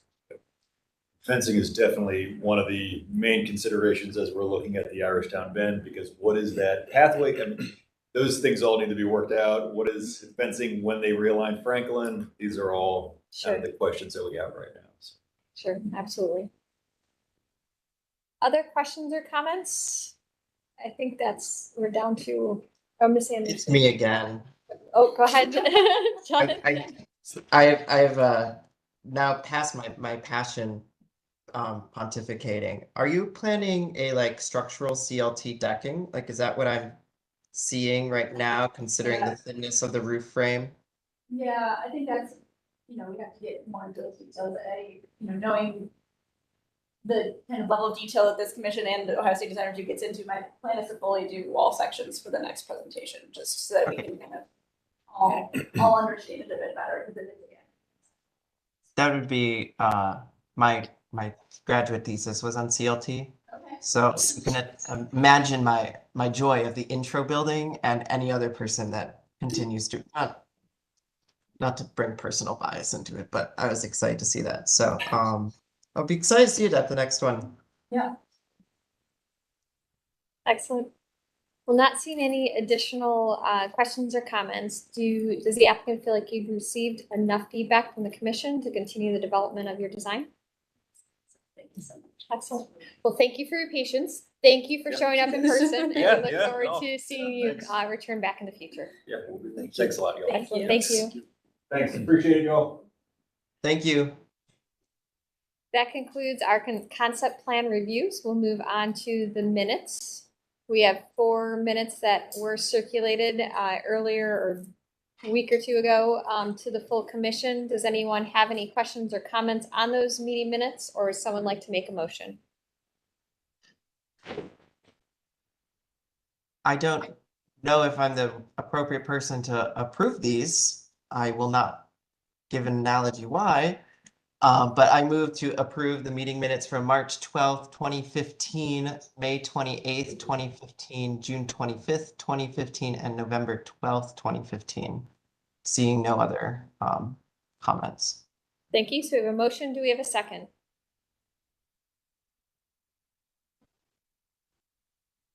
We are low on commission members, so.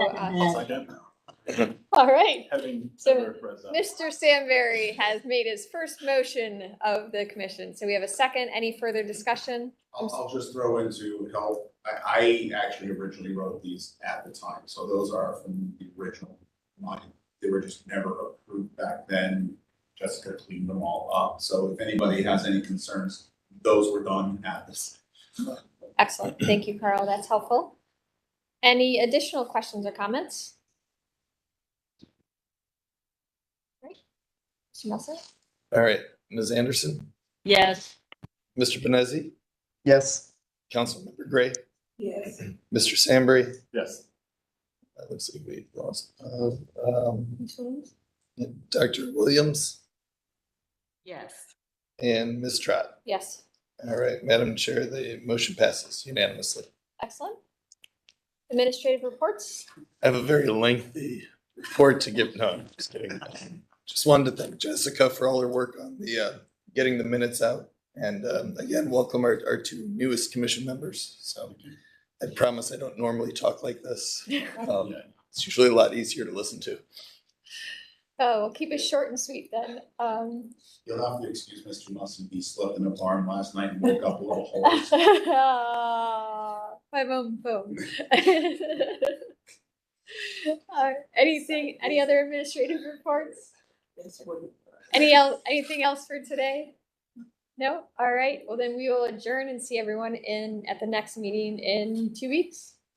In 2 weeks. Excellent. Thanks, everyone. All right. Have a great day. Bye-bye. Bye-bye, everyone.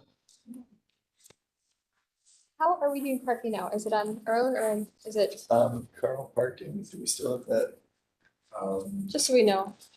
It's like we're allowed to go in our office again.